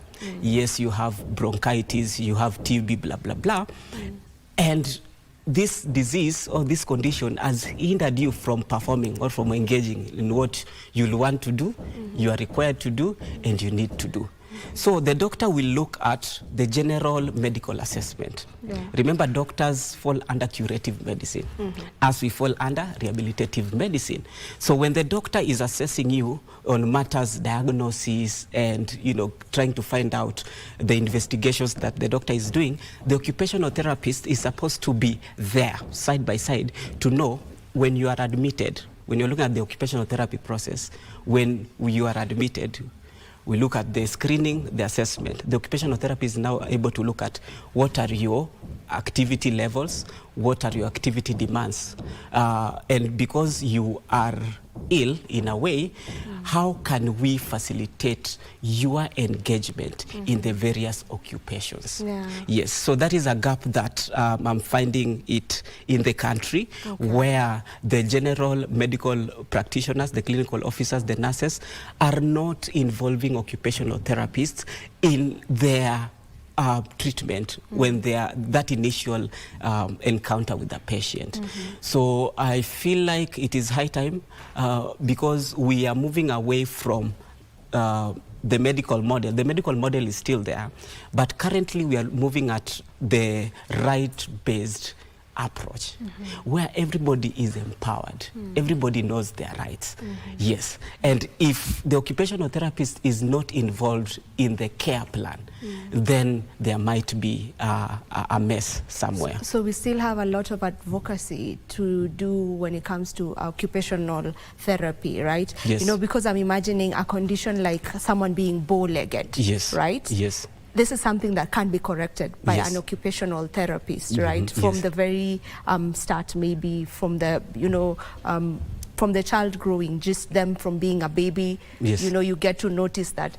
But unfortunately, maybe some of these things just pass because there's not enough awareness. There's the cleft. The cleft part. It also can be sorted, by an occupational therapist. There's the club foot. The club like foot, things that, we unfortunately still see grown-ups with, and these are things that could have been corrected, way back then. So what you're saying is we still have a lot of advocacy to do on this. We still have a lot of advocacy.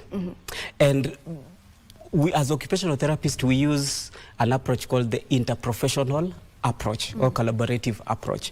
What we mean is that we collaborate with other cadres, like the orthopedic trauma, the orthopedic technologists. We partner with them in managing patients. So for example, when it comes to clubfoot management, we have the orthopedic trauma guys who make plasters, and the occupational therapists are able to do the physical exercises, just to do practical activities to enhance the child's bow legs or the clubfoot to be corrected well. When it comes to cleft palate, of course, it can be corrected with surgery. But now when it comes to rehabilitation, remember, cleft palate hinders a person from feeding, engaging in an occupation that is feeding. So that's where the occupational therapy comes in. The occupational therapist accesses your oral region and looks at how is the plate, how are you able to facilitate the muscle strength, the muscle power to enable you suck or to eat or chew and swallow food. Yes. Okay. You also mentioned that occupational therapy also deals with the brain and the mind and all that. So can it help with mental conditions that are common, something as simple as, or let me not use the word simple, something as common as anxiety or depression? Does occupational therapy play a role in this? Good. This will take me back to the history of occupational therapy, where we began. Occupational therapy began in the 1700s, where occupational therapists were like human rights advocates. And during that era, the mental illness or mental psychiatric conditions were really stigmatized and they were really isolated. So occupational therapists by then, they came up with engaging these patients in meaningful activities, and the result, the outcome measure was these patients, they felt, meaning in engaging in life. They came back to reality. And in the 1800s, we have our father, the occupational therapy, the founder of occupational therapists. In fact, he was a psychiatrist. Okay. And William Rush Danton, he's the father of occupational therapy, he believed that people or patients are supposed to be involved in occupations. Occupations are as basic as food and drinks. So we need to engage our patients in meaningful occupations so that they are able to have well-being in their mind, they are able to have physical well-being, they are able to have social well-being, and they're able to feel, loved and engaged in a community. So occupational therapy, from the onset, we came from the mental health side of the field. So basically, we are involved in the mental health. When you go to Kenyatta National Hospital, we have a very well-equipped mental health facility in the KPCCC, where you will find out that occupational therapists, we have occupational-based therapeutic activities. For example, we have netball. Remember, occupational therapists, we are looking at the 4 domains. We are looking at the social, the medical, we are looking at the physical. So we have activities like volleyball playing, football playing, we have indoors activities. Remember, these occupational-based activities are used to bring this patient back to reality. If you had anxiety or if you are depressed. Remember, one of the clinical features of depression is an individual isolates himself. Either they are all indoors, they're only watching movies, TikToks, they're doing TikToks, they're doing videos, and they do not want to engage outside. So when we get such a patient in a clinical setup, the one role of occupational therapist is to make an individualized treatment care or treatment plan. To make sure, yes, we have the nurses, the doctors who are giving up to the pharmacological intervention, the medications, but the occupational therapist is looking at the non-pharmacological intervention. What are these practical activities that the patient can be engaged in so that at least they come back to reality? If you are depressed, you are detached from reality. But if you start engaging in therapeutic activities, football, things that you love, playing games, you'll come back and you'll start engaging in meaningful occupations. And that's why all psychiatric conditions, it doesn't matter if you have borderline personality, if you have substance use disorder, you require an occupational therapist so that you be able to engage in your various occupations. Okay. Do you have enough, just out of curiosity, do you have enough occupational therapists in the country? Well, currently, occupational therapy, number one, this training began in the 1915s. So occupational therapy has been there throughout. We have institutions that are offering occupational therapy training, like the Kenya Medical Training College. We have collaborated as Kenyatta National Hospital has collaborated with the Kenya Medical Training College. We have the JQAT. We have the Presbyterian University that are training our occupational therapists both in the diploma level and in the degree level. So we collaborate with these training institutions. As Kenyatta National Hospital, we train them.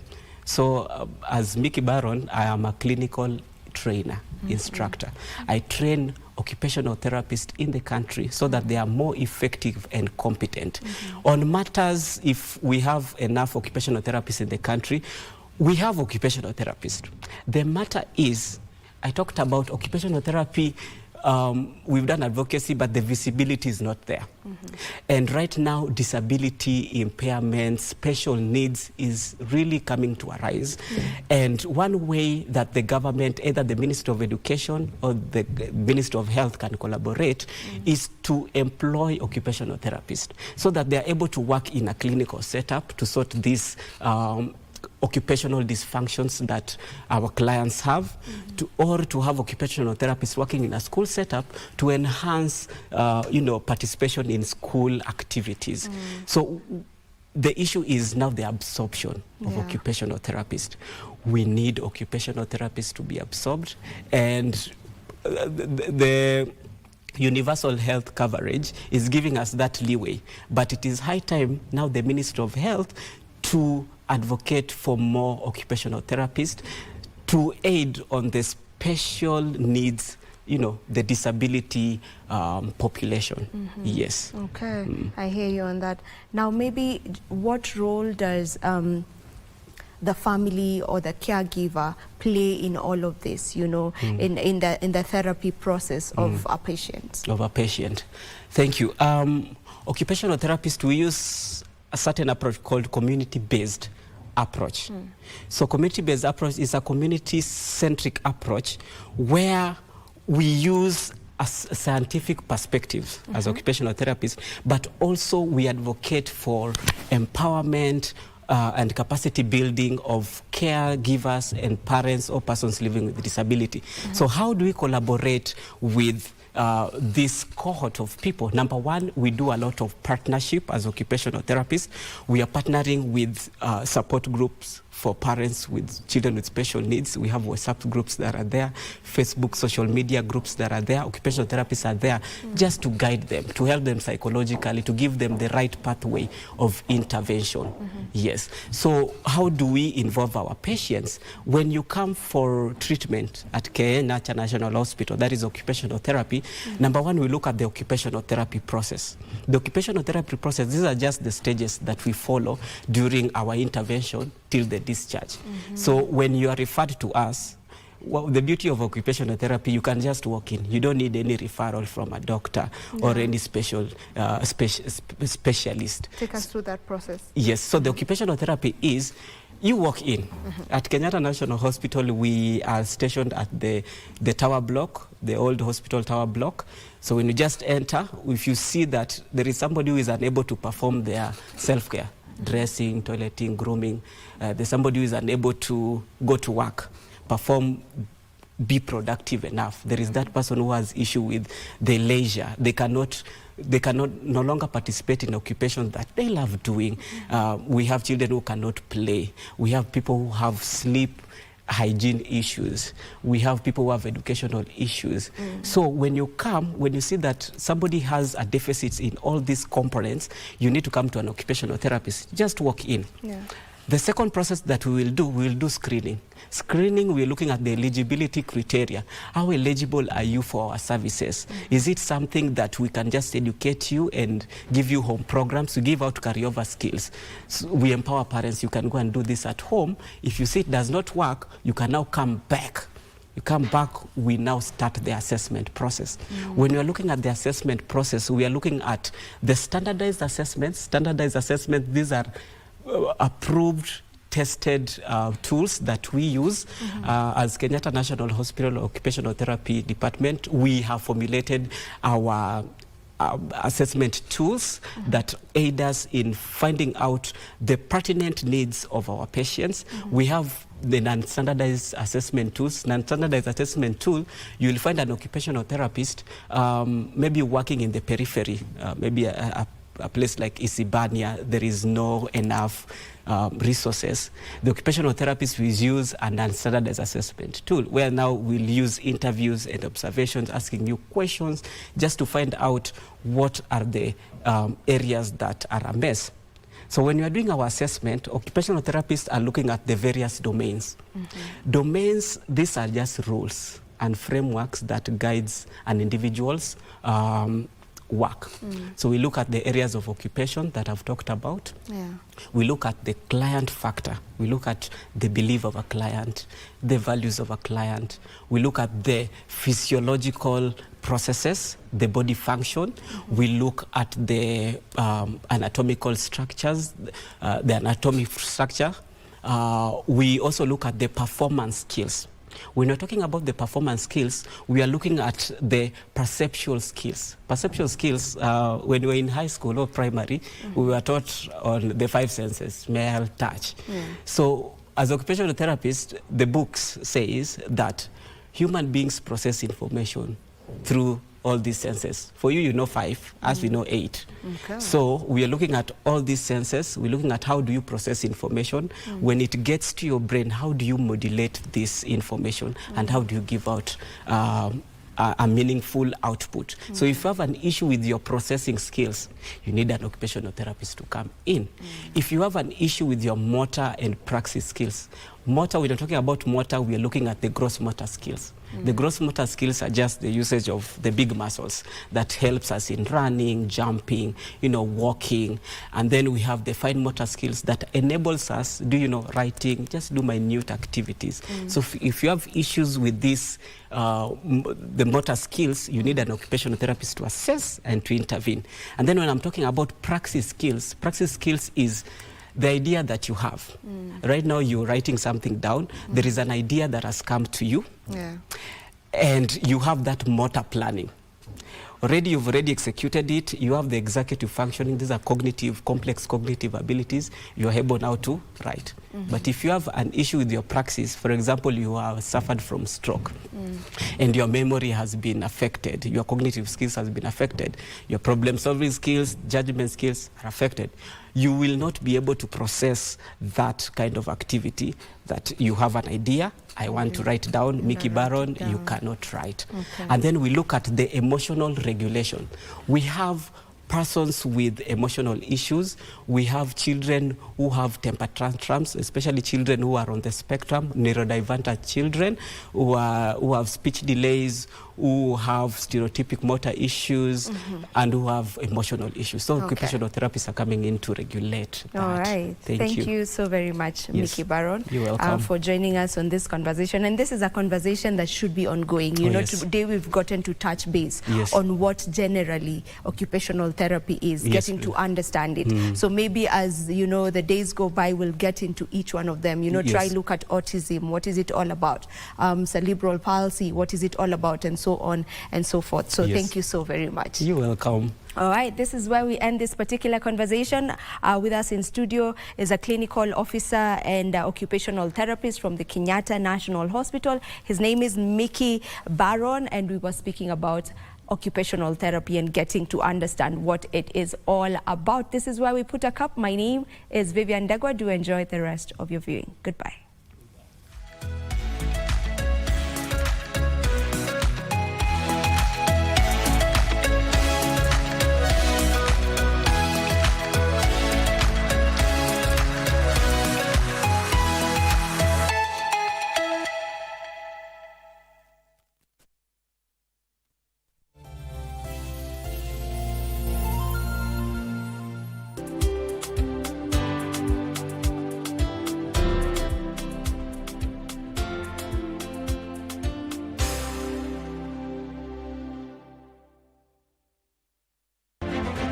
Kenya's livestock sector is on the move, but has it progressed in the last 2.5 years or just grazed the surface? Farmers are battling drought, disease and shrinking markets. Will livestock insurance policies and new vaccines inject fresh hope? It is a process and we will be doing this process annually for about 3 years ndio tuhakikishe tumepata ile herd immunity ambao tunataka. Find out on Tuesday at 9 p.m. on KBC Channel 1 as we speak to Principal Secretary Livestock Jonathan Mweke. This shift.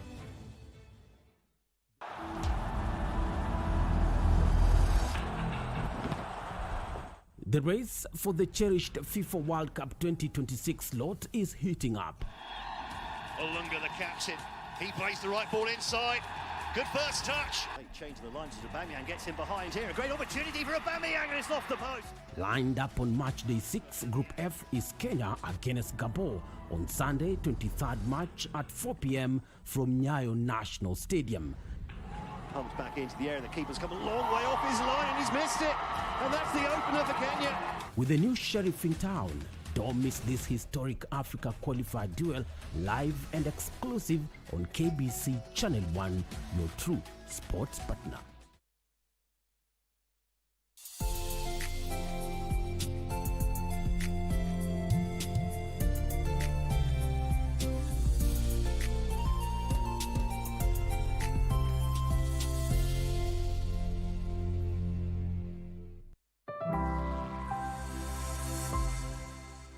Imagine you log into your online banking one day and your account is completely drained, cleared out by the likes of cybercriminals. Identity theft is on the rise, with real implications for people like you and me. But how do these criminals operate, and how can we protect ourselves from attacks? One way scammers lure in their victims: by impersonating celebrities like Elon Musk. Fraudsters have long tried capitalizing on the name of the US entrepreneur. More on that later. But just recently, a deepfake of Elon Musk was streamed over several hours on YouTube, drawing tens of thousands of viewers. Take a look. You can directly deposit any amount of Bitcoin, Ethereum, or Dogecoin. The fake Elon directed people to scan a QR code and transfer cryptocurrency, promising to send back double the amount. The scammers used AI to manipulate the billionaire's face and voice, as well as official-looking Tesla and SpaceX branding. Another recent scam targeted someone less prominent but was hugely political. Deepfakes were created of this Ukrainian student, Olga Loik. Her likeness was used on Chinese social media to promote Russian products and politics. I saw that this is literally like my face speaking Mandarin, and on the background I'm seeing Kremlin and Moscow, and I'm like talking about things like how great Russia and China are. But there are far less flashy examples of identity theft happening every day. Scammers use fake text or WhatsApp messages to siphon off personal information. Experts at the Hasso-Plattner Institute in Potsdam explain. Many of these spam or phishing campaigns are geared towards aspects of everyday life. I'm expecting a package, a file's been shared with me, I've been sent a contract. Scenarios that, at first glance, don't seem unusual. Like this text message, purportedly from the courier DHL. Clicking on the link redirects you to a web page with a cookie banner. Upon confirming cookie settings, the fake website appears. Upon closer inspection, you'll notice this suspicious URL, a common red flag, and you should exit out immediately. The website looks deceptively real, but if you enter your card details here, you'll have a real problem. And pay attention to the payment methods. Paying in cryptocurrencies isn't a typical option on legitimate websites. Theoretically, the same phishing technique is possible via email, but advancements in spam filters mean it's less common. It's estimated that well over 90% of all emails are spam, but you won't see many of them in your inbox. That's because internet providers have taken very strong measures against spam. So of course the criminals go elsewhere, to social media, messenger services or SMS. So best keep an eye out. Scammers like using services like WhatsApp especially. And the risk of being targeted is increasing too. More and more, we're paying for things via smartphone, often via social media platforms like Instagram. Payments are often made digitally and direct, with PayPal, for example. This gives scammers an advantage. The phone, it turns out, has often more interesting data on it and access to more accounts than your computer, especially second factor authentication, mobile banking. All of these are applications running on your phones rather than your computer these days. And of course, if through a text message somebody tells you to install a different app that looks exactly like, for instance, the banking app that you used before, then they try to steal money that way, right? So scammers don't just make fake websites, they make fake apps too. That said, that is the more time-consuming method, as hackers can really only target individual users. To rake in the big bucks, hackers seek out weak spots in large databases, which can hold huge quantities of highly valuable personal information.